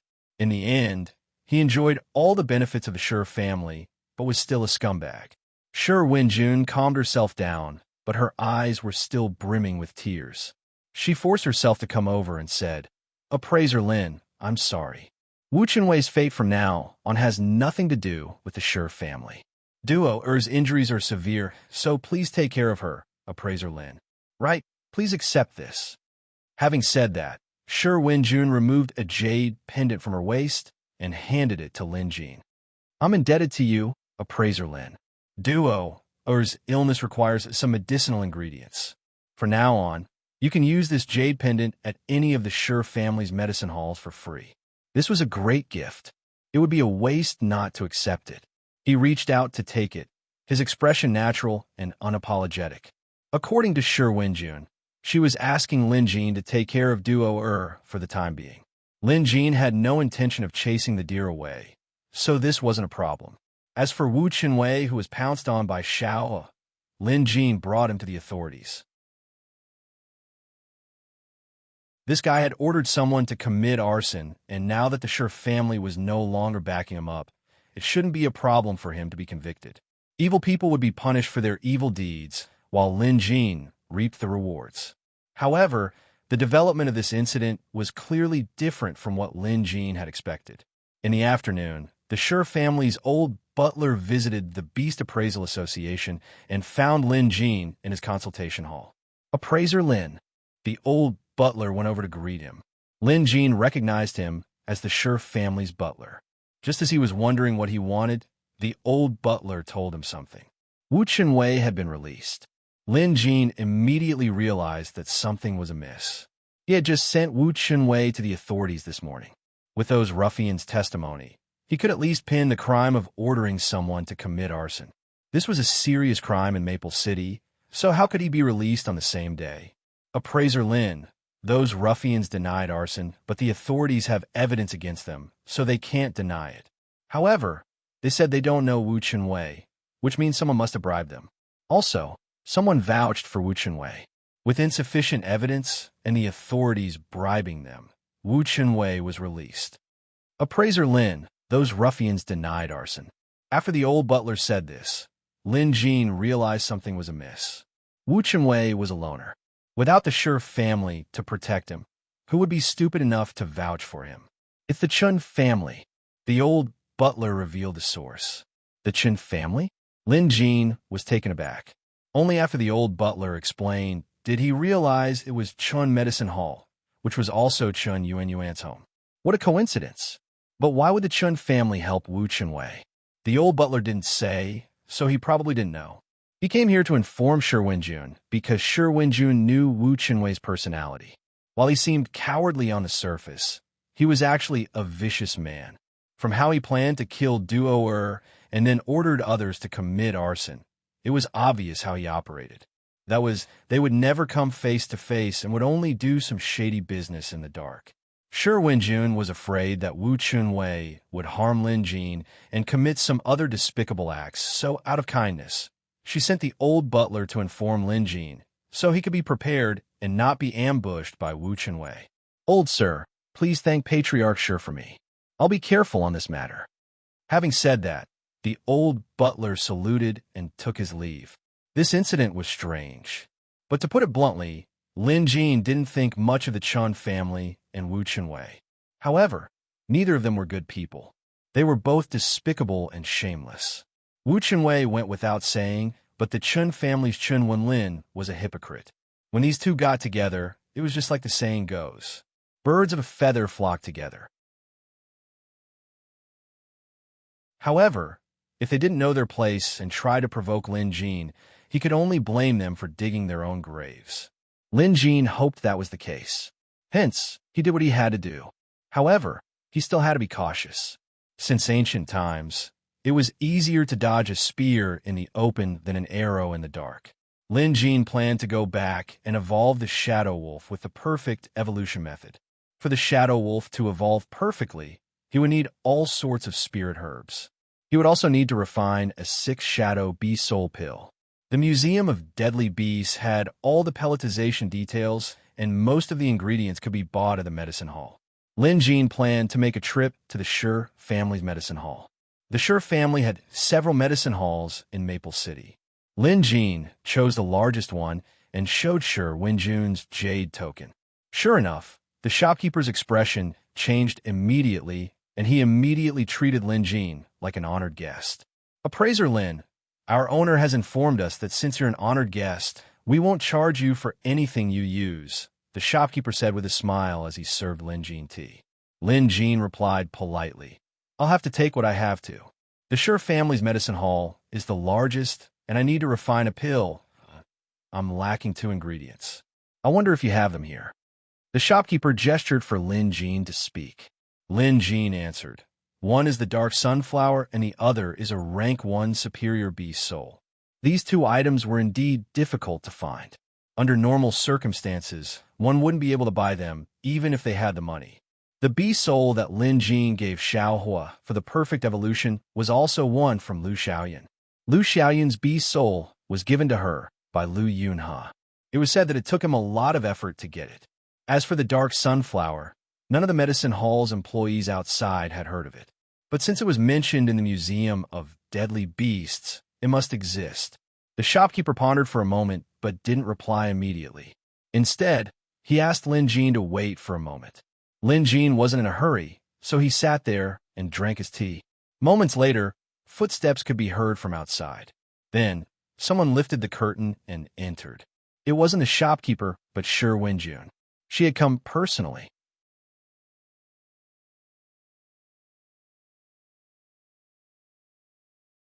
Chapter 159. Appraiser Lin. Sher Wenjun looked a little haggard, but that was to be expected. As a woman, it wasn't easy to manage a family. Now that she was divorcing her husband, there was no way she could keep it a secret. People would surely gossip about it, and she was under a lot of pressure.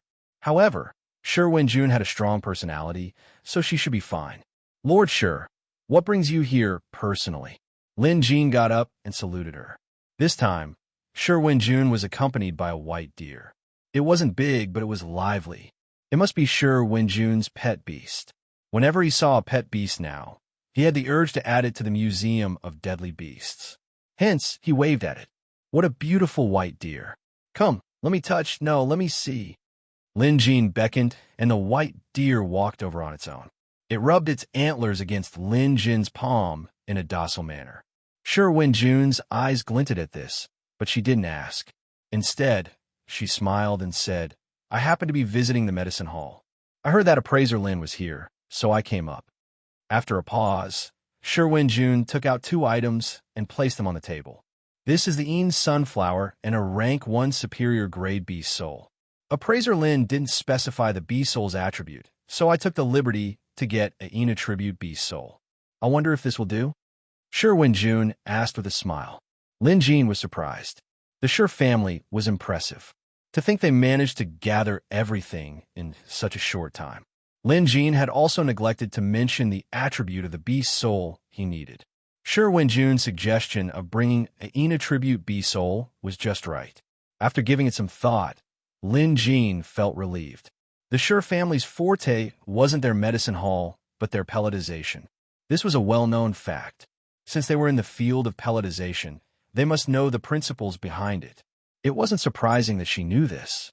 Lin Jin patted the white deer's head, and it obediently returned to Shi Wenjun's side. This white deer was indeed a rare and extraordinary beast. Although it was only rank 2, its abilities were outstanding, and it had the innate ability to search for medicine. A deer like this was definitely a perfect fit for a medicine shop owner. Suddenly, Shi Wenjun said, "My pet beast, Bayer, and Duoer were born from the same mother. But because I can only form a blood pact with one pet beast, I chose Bayer.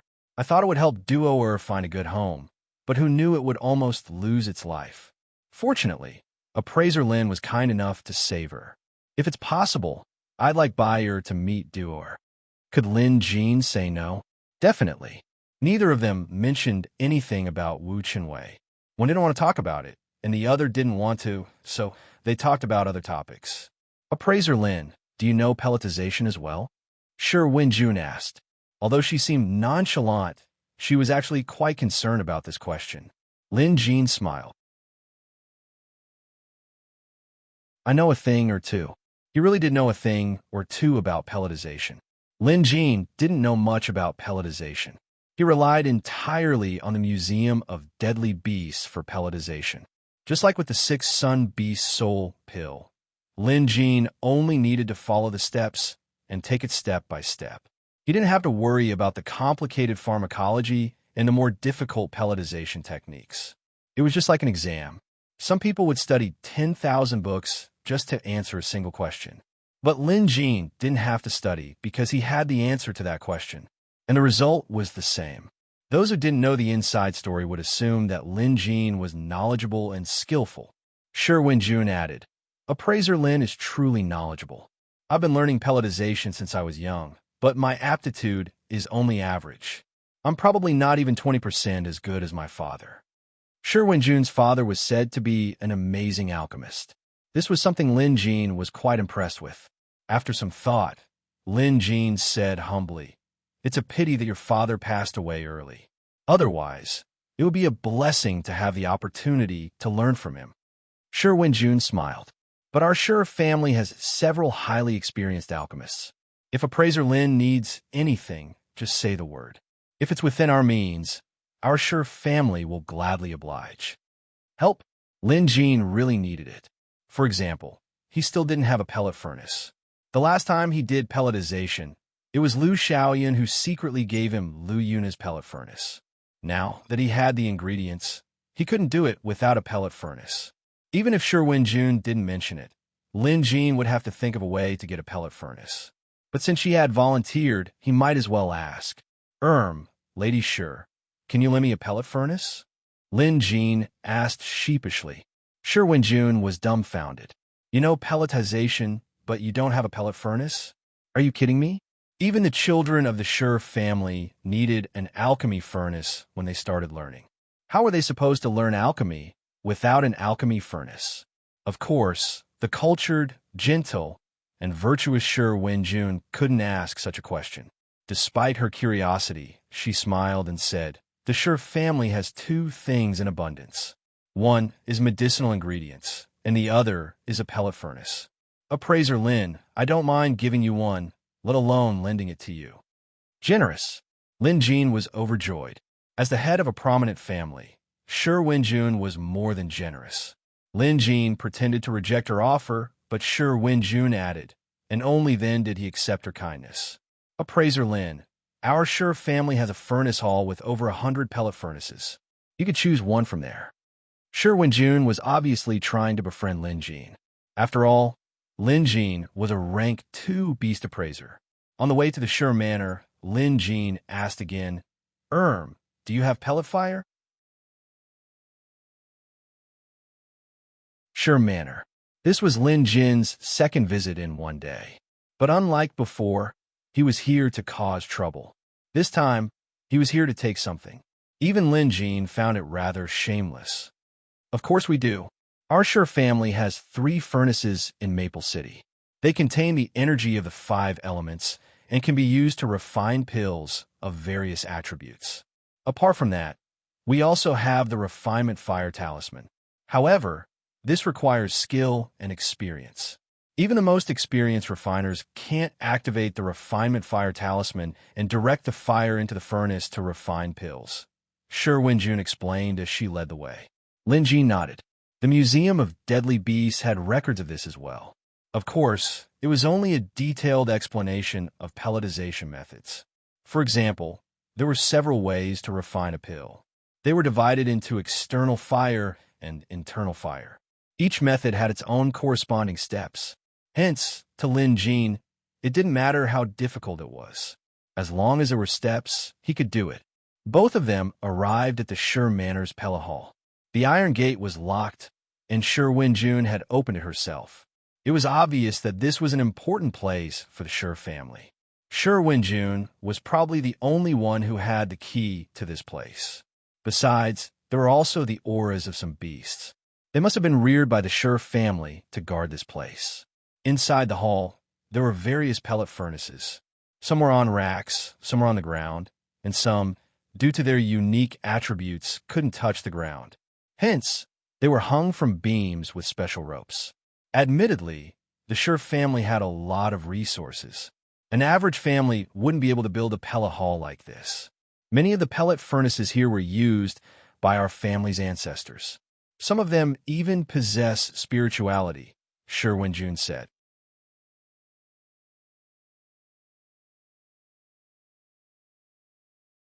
Chapter 160. Lin Jin suddenly thought of something and asked, Lord Sure, since there are many pellet furnaces here that were once used by our ancestors, they must be extremely important to the Sure family. It wouldn't be good if I accidentally picked one of them. Sure Wenjun shook her head. The Sure family has a rule that the art of pelletization is not to be passed on to outsiders. So if Appraiser Lin wants the pelletization manual and pelletization technique, I won't give them to you. The pellet furnace isn't one of them. Moreover, the ancestors of the Sure family have mentioned that the pellet furnace is a spiritual artifact that can be gifted to anyone who is fated with it. If Appraiser Lin chooses the furnace used by our ancestors, then it would be fate. In our ancestors' words, it's not about choosing a furnace, but a furnace. Was it that mysterious? However, since they didn't have such a rule, it meant that he could choose whichever pill furnace he wanted to choose. Lin Jin didn't know that the opportunity to enter the Sure family's furnace hall to choose a furnace was a rare honor, even for a direct descendant of the Sure family. Sure Wenjun invited Lin Jin here not only because he was a rank 2 beast appraiser with a promising future ahead of him, but also because Lin Jin had saved the deer she grew up with. She wanted to repay him for that. Lin Jin looked around at the various pellet furnaces as his mind began calculating. If he wanted to pelletize, he couldn't choose a furnace with a single attribute. Although a furnace with a single attribute might be of a higher grade, it could only produce pills of a single attribute. Hence, if he had to choose a furnace with all 5 attributes. However, while he knew how to appraise beasts, he didn't know how to appraise furnaces. He tried to touch the furnace, but the museum didn't respond. So what should he choose? When Sure Wenjun said that there were over 100 pill furnaces here, she was being modest. There are all kinds of pill furnaces here, big and small. Looking at them, there were at least 300. Some pill furnaces were very small, the size of a palm. Some pill furnaces were bigger, the size of 3 people.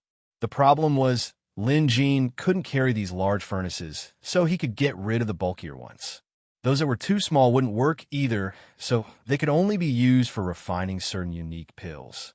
So Lin Jin decided to start with the size. He walked around, but couldn't find anything. He didn't know if the furnace was good or bad. Just as he was thinking if he should ask Sure Wenjun for help, he touched a furnace. The next moment, the Museum of Deadly Beasts shook. Huh? What was going on? Lin Jin stopped in his tracks.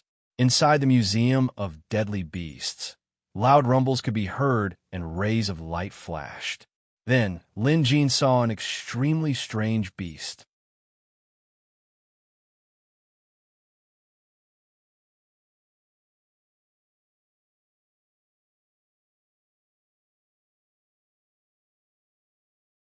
Chapter 161. Some of these alchemists looked to be in their 70s or 80s, while the younger ones were in their 40s. Knowing that Lin Jin was a rank 2 beast appraiser, they all went over to greet him. When they heard that Lin Jean wanted to borrow the family's pelletization room, they were stunned. "Appraiser Lin knows pelletization too?" one of them asked. This person was Shi Wenbing, Shi Wenjun's elder brother. "I know a thing or two," Lin Jean repeated. Another old man saw the beast bone pellet furnace in Lin Jin's hand and exclaimed, "Isn't that the cursed furnace?" Shi Wenjun explained the situation, and the alchemists were clearly unconvinced. They clearly thought that Shi Wenjun was fooling around, and that Lin Jin was overestimating himself. Pelletization wasn't child's play, and he was using a furnace that would never succeed. Wasn't this a waste of materials? However, Lin Jin was a guest, and Shi Wenjun had agreed to it. They were all very respectful of Shi Wenjun. After all, Shi Wenjun was the only one who could support the Shi family now. While they were good at alchemy, they knew they weren't cut out to be the family head. Hence, they supported Shi Wenjun. Hence, they didn't say anything. However, their curiosity was piqued. If it was anything else, they wouldn't be interested. But when it came to pelletization, they were intrigued. "Can we observe Appraiser Lin's pelletization process?" Shi Wenbing asked. Obviously, the alchemist's permission was required to observe pelletization. "Sure," Lin Jin agreed readily. He didn't think too much about it. Since they wanted to watch, he would let them. Shi Wenjun's eyes lit up at this. She brought Lin Jin to the pelletization room, but didn't leave. Instead, she sat down with the other Shi family alchemists to watch Lin Jin's pelletization. Shi Wenjun was curious as well, because the pellet furnace Lin Jin had chosen was a cursed furnace, according to the Shi family's ancestor. It was impossible to produce pills using this furnace. This had been proven more than once. Yet, after informing Lin Jin, he still insisted on choosing this furnace. How could Shi Wenjun not be curious? Hence, she gave Lin Jin the furnace fire amulet and provided him with a pellet refinement room. She wanted to see how Lin Jin did it with her own eyes. Of course, subconsciously, she didn't think Lin Jin could succeed. She was extremely proud and confident of her ancestors' pelletization skills. Otherwise, the Shi family wouldn't have been able to prosper for so long. If her ancestor and her father couldn't use this pellet furnace, Lin Jin couldn't either. Shi Wenjun felt that Lin Jin was just being stubborn and trying to save face. But he would definitely fail in the end. When that happened, she could let him choose a new pellet furnace, and she would also provide him with the pelletization materials. As the head of the family, Shi Wenjun had her ways.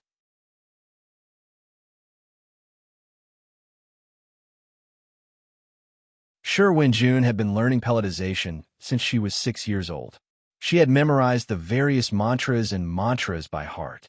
But now, when she saw Lin Jin's mantra, she couldn't recognize it. This immediately caught Shi Wenjun's attention. She leaned forward to take a closer look. Lin Jin activated the furnace fire amulet with a spell and tossed it into the furnace.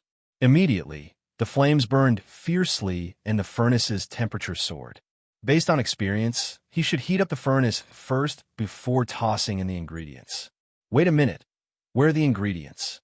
Shi Wenjun noticed a problem. Beside her, Shi Wenbing snapped. He put them in a long time ago.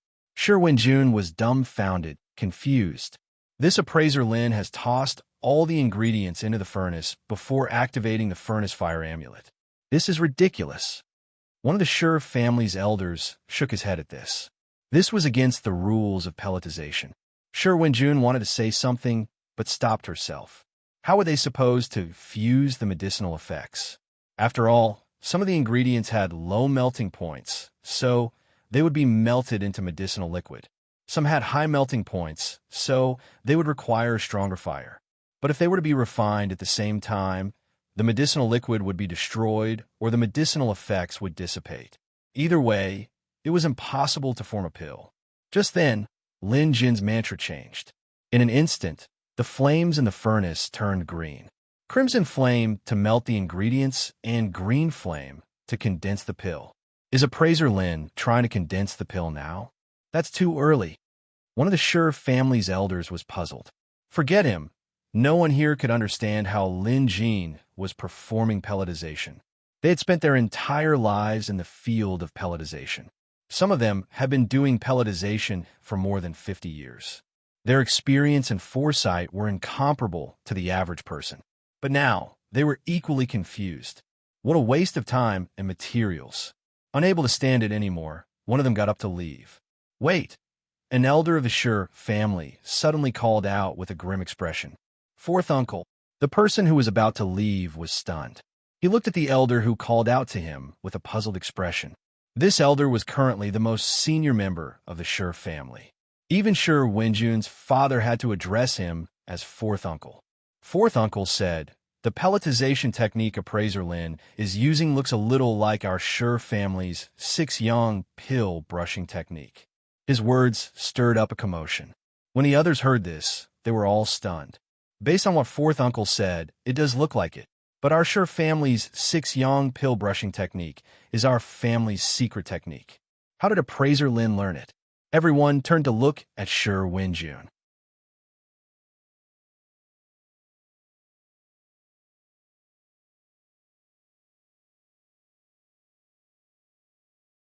Even some of the flaws inherent in pelletization were eliminated in Lin Jin's technique.